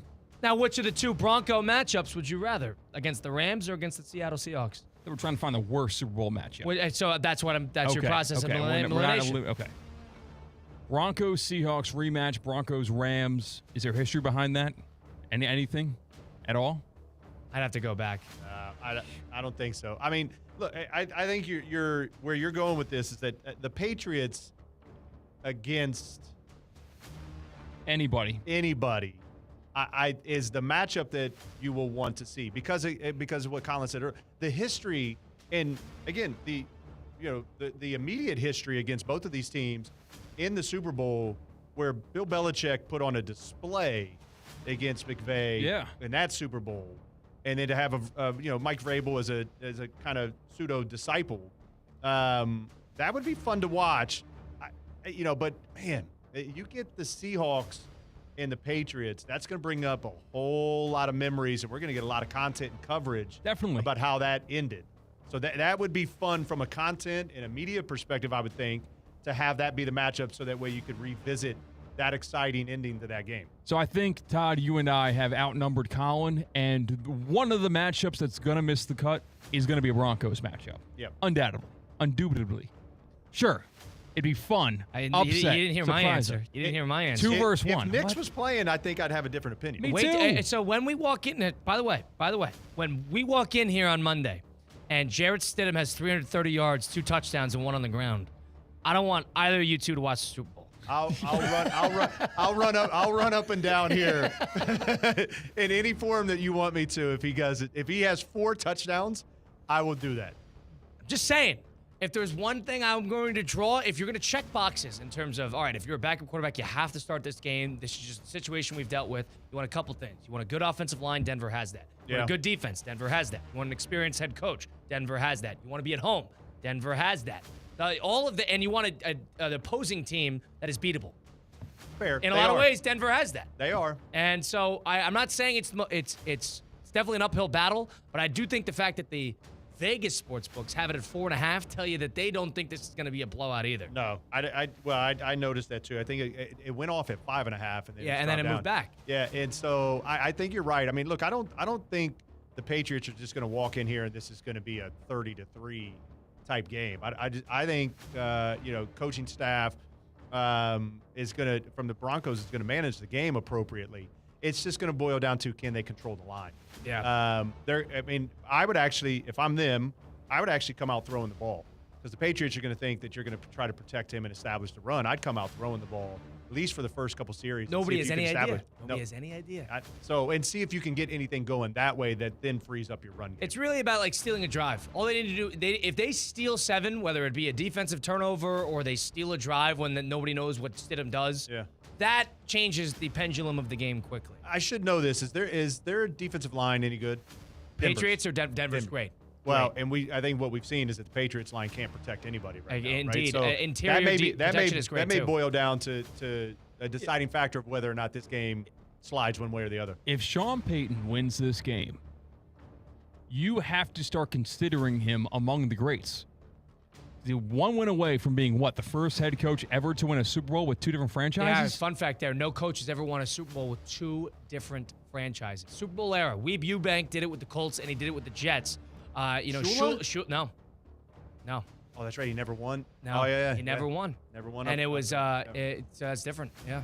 Sean, that's ridiculous. You'll never have a question onto whether Sean Payton was in fortunate situations. If you do 2 different places, time away from the game, and he come back. That's and incredible. if he does it with a backup quarterback, I'm saying it would be cool. I'm not saying it's going to happen. I don't love Sean Payton. You're going to have to start. He's going to have to start loving him. And he's been burned in a couple situations. Remember, he was burned in that the first time the Rams got to the Super Bowl against the Patriots. He was burned in that NFC Championship game. Okay, wait a second. Now we got a storyline. We got a Broncos-Rams storyline. Well, you got Sean Payton Rams storyline. He got burned personally when he was the Saints head coach, taking on the Rams. There's something That's before they were in L.A., right? So... No, that was when they were in LA. They were in LA. That was because that was a golf team. Yeah. That was a golf team against. Now, the one thing about that game which I don't like is it went to OT and the Saints got the ball in OT and they did nothing with it. So they had an opportunity to steal the game and they could not do it. And those are the years where you score, you win. We think the Patriots versus anybody on the other side, favorable matchups, right? Right. So now they make the cut. In terms of intrigue in the game. Who's more interesting to win the NFC Championship game versus the Patriots in the Super Bowl, Rams or Seahawks? I would rather see, personally... Oh, wait, sorry. That's the wrong conversation. I'd rather see the Seattle team in the Super Bowl than I would the Rams. I like McVay. I like Stafford. They just haven't played great. They haven't played great, really, since that Thursday night football game against Seattle. I think the storyline of the Seattle Seahawks in the Super Bowl is much more compelling than the Rams. I think it's a little Pete Carroll that first year that he ran through everybody. It might be one of those years. Might be one of those years. You got a good defense. You got a very elite wide receiver, and you got a quarterback that's, again, we went through this last week. He's unproven. He proved it last week, but I think that's the more compelling storyline, is that Seattle coming out of the NFC versus, hopefully the Patriots. I think that's the matchup that I would want to see. So that's obviously number 1, and now number 4. The least intriguing Super Bowl matchup. You know who where is I going to sit. miss the cut? Todd, your answer was? My answer was Broncos-Rams. Colin? Patriots-Rams. Okay. I'm going Broncos-Rams as well. I can't stand Patriots. I want to see Stidham. You're telling me Jarrett Stidham versus Sam Darnold? Sign me up. I'd be first in line. I would tune in right for Bad Bunny, and that's about it.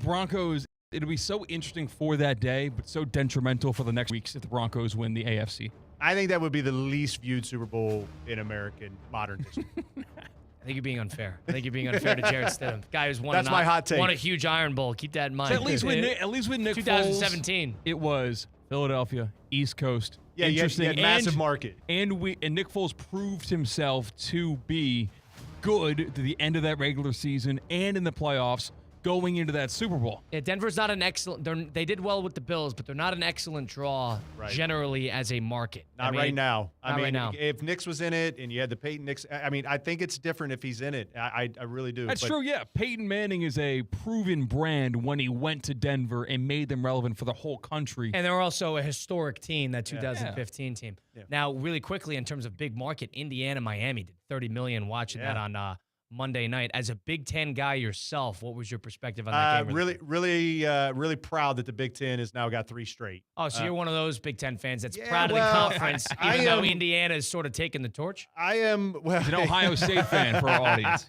Well, I can't combat that, right? I mean, they do have the torch. They beat us, and they won the national championships, right? So to me, it's like I will be favorable in the fact that the Big Ten has got 3 straight national championships, hopefully going for a 4th with Ohio State being back in it. But I'm bitter. I am all for paying the players. I am not for the fact that we get 6-7 year collegiate athletes playing. I mean, the average age of Indiana was almost 24 years old from a team standpoint. That just doesn't sit well with me, but that's the era that we're in. So you can't fault it. They've done it better than anybody else, at least for 1 year. That was a lot of discussion around the Georgia teams when they won back-to-back, because Stetson Bennett, was 25 years old, winning national championships at the college level. I've got one thing still about the Cognizant Classic, if you would let me. Please. So, you've heard me on here talk a lot about fan enhancements. That's what the big vision for me on the go forward was, like, how do we keep upping the fan experience? I want to give a shout out to Travel Insured International, who's come on as a new partner for us. They're bringing a swing suite drive box experience to the course. Oh, wow. So I would challenge everybody to go in there. It's going to be really fun. There's going to be some TVs, obviously bar that's real close to it. Go in there, test your swing. This is all part of Travel Insured International's kind of fan enhancement experience that they're helping us deliver. So again, there's going to be new things across the entire grounds. Going to be new players inside the ropes this year.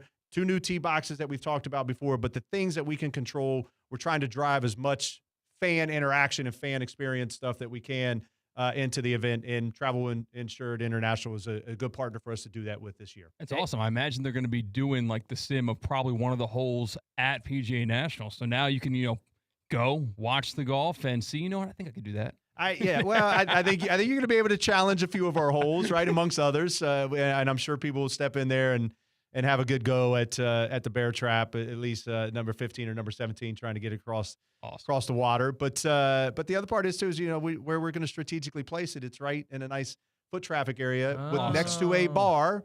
So we don't know where it's going to be yet, but it's going to be in a good spot. It's going to be in a good spot. You now have an Italian intern here that I was speaking Italian to earlier today. Which is a little performative. Facts. In Italian, it'd be called certo. She speaks English. Well, and then I quickly reverted to English when I realized I can read, write, and understand much more efficiently than I can speak it.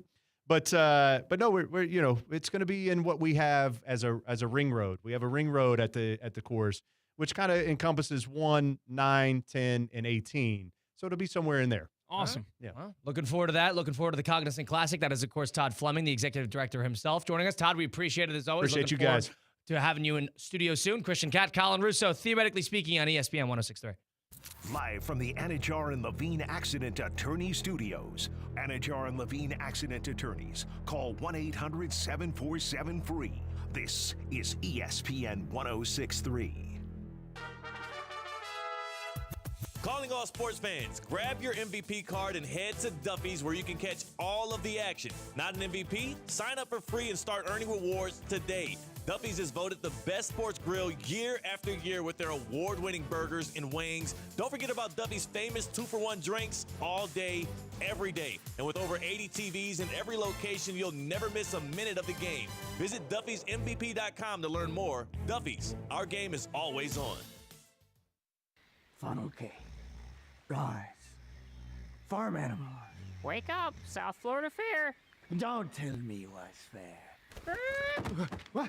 The South Florida Fair is open? Why didn't you say so sooner? Countless attractions, vendors, mouth-watering food. There be something for everyone. See all the activities at southfloridafair.com or download the Fair app. Open now in West Palm Beach. January 16th to February 1st.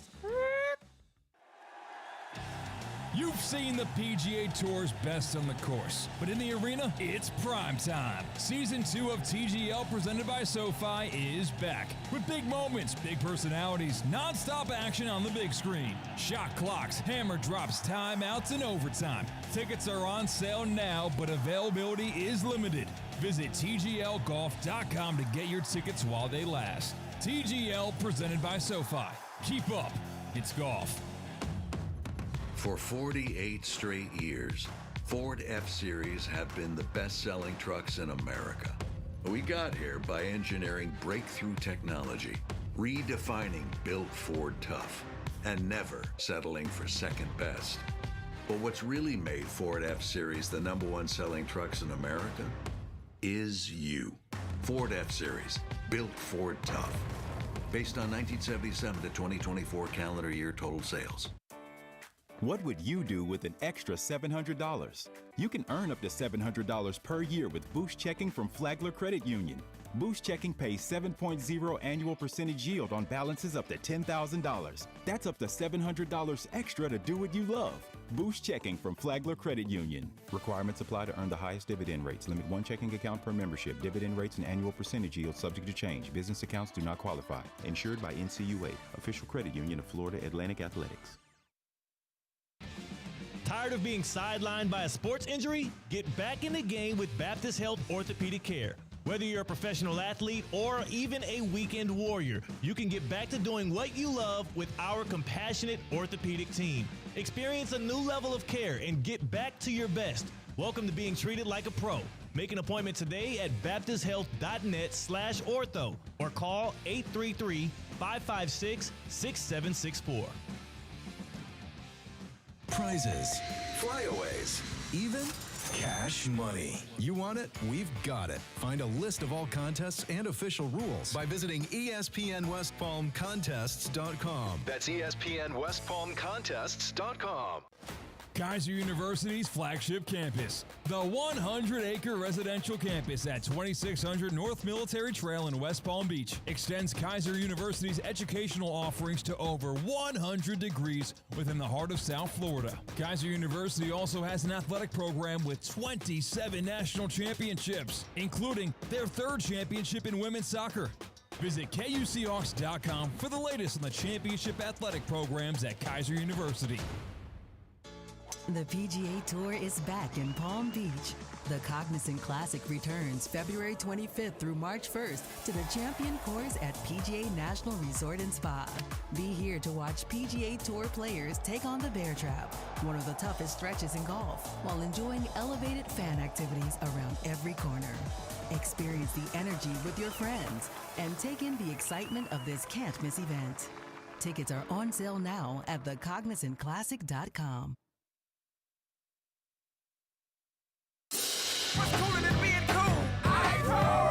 Time now for the coolest moment of the week. Presented by EDS Air Conditioning and Plumbing. EDS is yes. EDS is yes, the coolest moment of the week with EDS Air Conditioning. You got Colin Russo and Christian Catt filling in for Theo Dorsey on Theoretically Speaking today. You got a lot going on, especially on Monday night at Hard Rock Stadium, where you had Indiana take down Miami 27-21 in the national championship. That was definitely the highest stakes moment we saw all week. It was definitely the biggest moment we've seen all week. A ton of people watched it. A ton of people ingested it. And we saw a couple Heisman moments from our Heisman winner, Mr. Fernando Mendoza. Christian, which play should we take as our coolest moment of the week? Do we have one in mind? I think. Yeah, it's when he went Superman. Got to get to the 8. He's going to take off and run. Mendoza weaves his way first and go diving toward the end zone. Touchdown!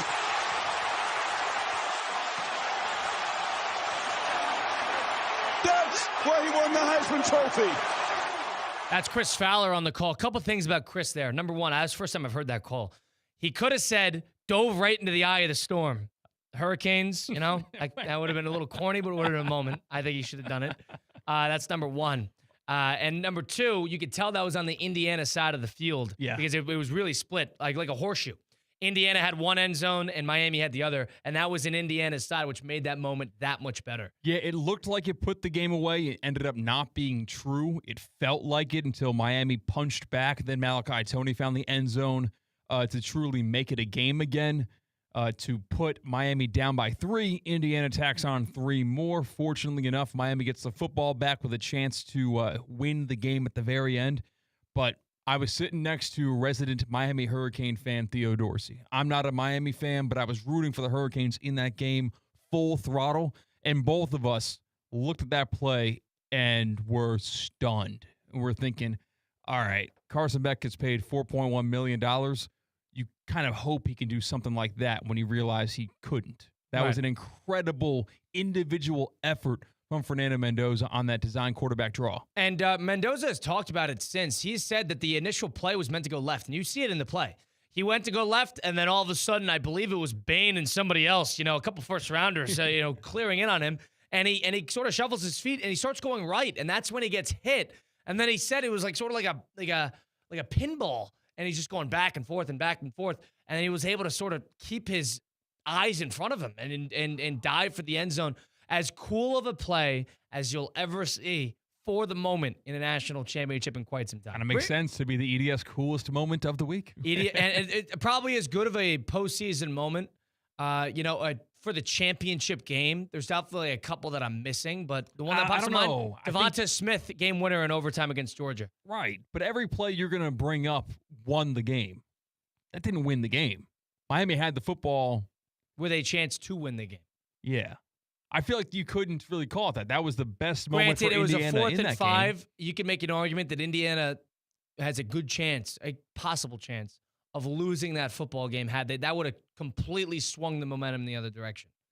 They get to stop there. Remember, it's 4th and 5. It's 4th and 5. And you're down by 3, so you don't need a touchdown. Getting the football back with about 5 or 5.5 minutes left. The rest of the fourth quarter, the rest of the game, you have no momentum. I understand you're asking Miami to go to the length of the field. That was a difficult thing to ask, period. But Miami was moving the ball in that fourth quarter. I understand it wasn't a walk-off. You very rarely get a walk-off. But I think there's something to that in terms of leverage of the moment. It really did. It was the perfect, button, cap on top of the bottle of this lightning in a bottle season for Indiana. So we had the 2 pieces of news regarding that Monday night game at Hard Rock Stadium, one of which it was the most watched college football national championship game since the first ever college football playoff national championship game back in 2011. Yep, the Oregon-Ohio State game. And this format is going to be the format for next year, the 12-team playoff. Now, $30.1 million was the number that this national championship did. So for those people that, and including myself, who thought that this game was too late into the year and they should have it done before December 31st, I will tell you right now, they are not changing a thing. They're not changing a thing. They are not going to expedite the calendar. They are not moving any of that up because of how well that rating did on January 19th or January 17th, 18th, whatever day it was. And next year, the national championship college football, it's January 25th. It's a week later. So it's just going to get further and further into January, more coinciding with NFL football in the postseason. I was under the impression that they should have a lot of things to change and that you'll lose interest the further you get into January because NFL supersedes. We're wrong now. We're officially wrong. We're officially wrong. They want to tie themselves to that NFL postseason. 30 million people, 32 million. To put it into context, Ohio State and Notre Dame, 2 of the marquee programs. I know they're both north, but the marquee programs nationwide did 24 million last year, and that was a great rating. That's insane. I was blown away to see how this game, Miami, Indiana, where Indiana, they don't have a nationwide fan base. It's impossible. They have a nationwide alumni base, but not a fan base. There are not fair weather Indiana football fans that did not go to Indiana. There is nobody that owns Indiana football merch that did not play or go to Indiana, which is not the case with Miami, not the case with Ohio State, hell, not the case with Notre Dame, right, or any of these SEC schools. I was stunned that the number on Monday night, way more people watched that game than last year's final. 6-7 million more, and it really is unbelievable. And I don't even know what to chalk it up to. Miami's a private school. They're both predominantly on the East Coast. Miami fans, it's not necessarily a worldwide fan base. It's not a countrywide fan base. I think their football team has a brand. I think it has a nostalgic, and people are old enough to still be watching these games that remember 2001. You know what I think it is? I also think that maybe there's something to that. I think Mendoza's done a great job marketing himself. I think the fact that he got the Heisman, I think the fact that he's going to be the number 1 pick, I think the fact that he's a very lovable character to the media, and he's sort of been everywhere in the last month and a half. I think all of that and how the post-game of his interviews, I think it brings in a casual fan. I really do. I think he has sort of an allure, I'm not going to compare it, but similar to like how Travis Kelce got the Taylor Swift fan by dating her, he can appeal to the casual fan because he is a casual fan's dream. He's funny. He's likable. He's good with people. He seems to be like, he doesn't talk in like athlete lingo at all. He talks like a guy going for a job. That he has a LinkedIn page.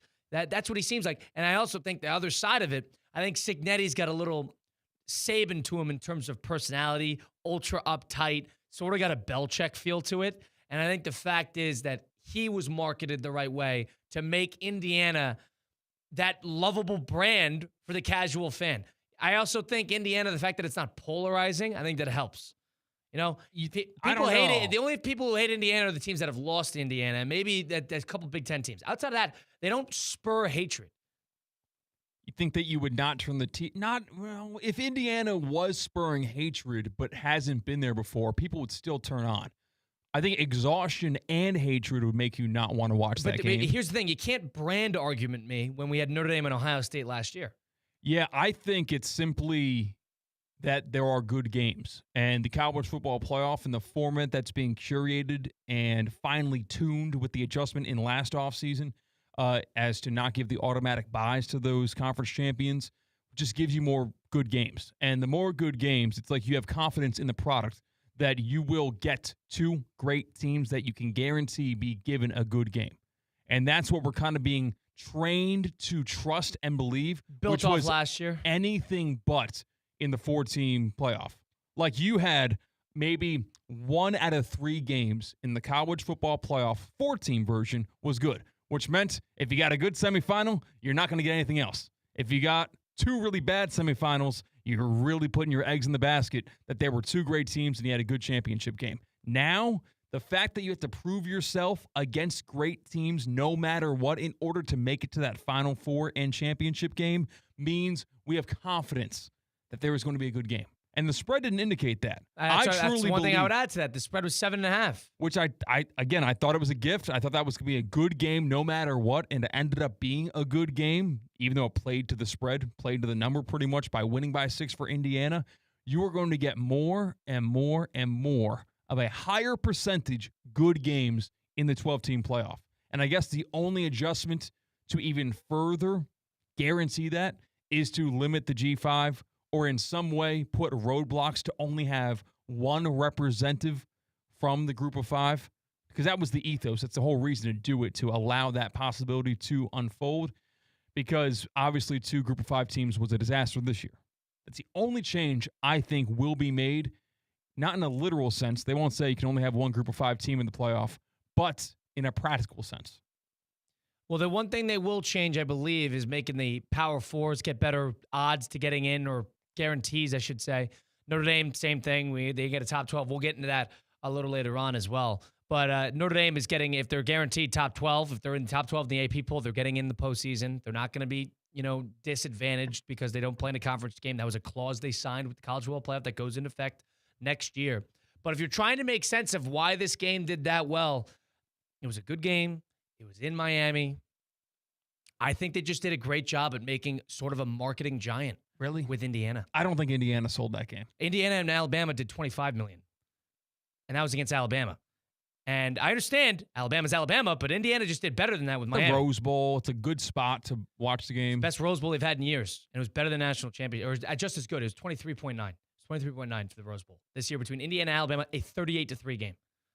So sure. I don't know. I think it was confident in the product. I think that it was college football giving its viewing audience good games more often than they have in the history of the playoff. So I think that if you tuned in on Monday night, you had a good reason to believe that you were going to get a great, entertaining football game, which was not a guarantee that could have ever been given before. Let me pose the hypothetical. Let's say Oregon beat Indiana and Oregon was in that game. And Oregon's not as sexy of a market, and there's no Northeast tied to it. What do you think that game does? And let's say it was a good game. 27-21 Oregon.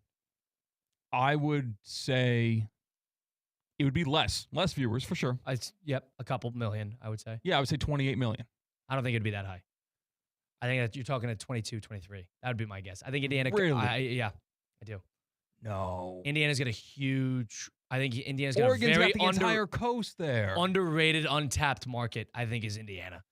It's an untapped. It is a huge. They just discovered the sport this year. Huge school. Huge school. No. A lot of ties. Big Ten. I think there's something there. I don't know. I'm just trying to make sense of it. I don't know. Maybe Sticks is aggressive. Definitely a couple million less. I'm a 1,000,000% positive. Be a couple million less if Oregon was in that game. I don't know. I think there's something to it. It's impossible to draw some conclusions from it, but all you know is they're not moving anything up. I'll tell you that. They're keeping But I still that think right in there. the transfer portal can be adjusted, though, Right, right? but they schedule the games. Yeah. They're not touching that. Josh Pate had a good idea of moving Missing everything. up. Forget that. Having the national championship game on New Year's Day. Forget that. They're not touching anything. Not after 30.1. Nonetheless, we talked to Mr. Todd Fleming, and he was talking about how the PGA Tour guys are going to be at the COG, but they're where they are week by week. The TGL. You've seen the PGA Tour's best on the course. Come see him at the arena in prime time. Season 2 of TGL presented by SoFi. It's here. It's back with big moments, big personalities, nonstop action on the big screen. That's shot clocks, hammer drops, timeout, overtime, city versus city, squad versus squad, up close and personal or on television. Tickets are on sale now, but availability is limited. Go to tglgolf.com to get your tickets while they last. TGL presented by SoFi. Keep up. It is golf. Big thanks to Christian Cat keeping us up over the airwaves. Stay tuned afterwards. We'll loop in Mike Rizzo, do a little Russo on Rizzo up until 6 p.m. today. Got a lot more to discuss, including the college football playoff. See you next time. This has been Theoretically Speaking on ESPN 106.3.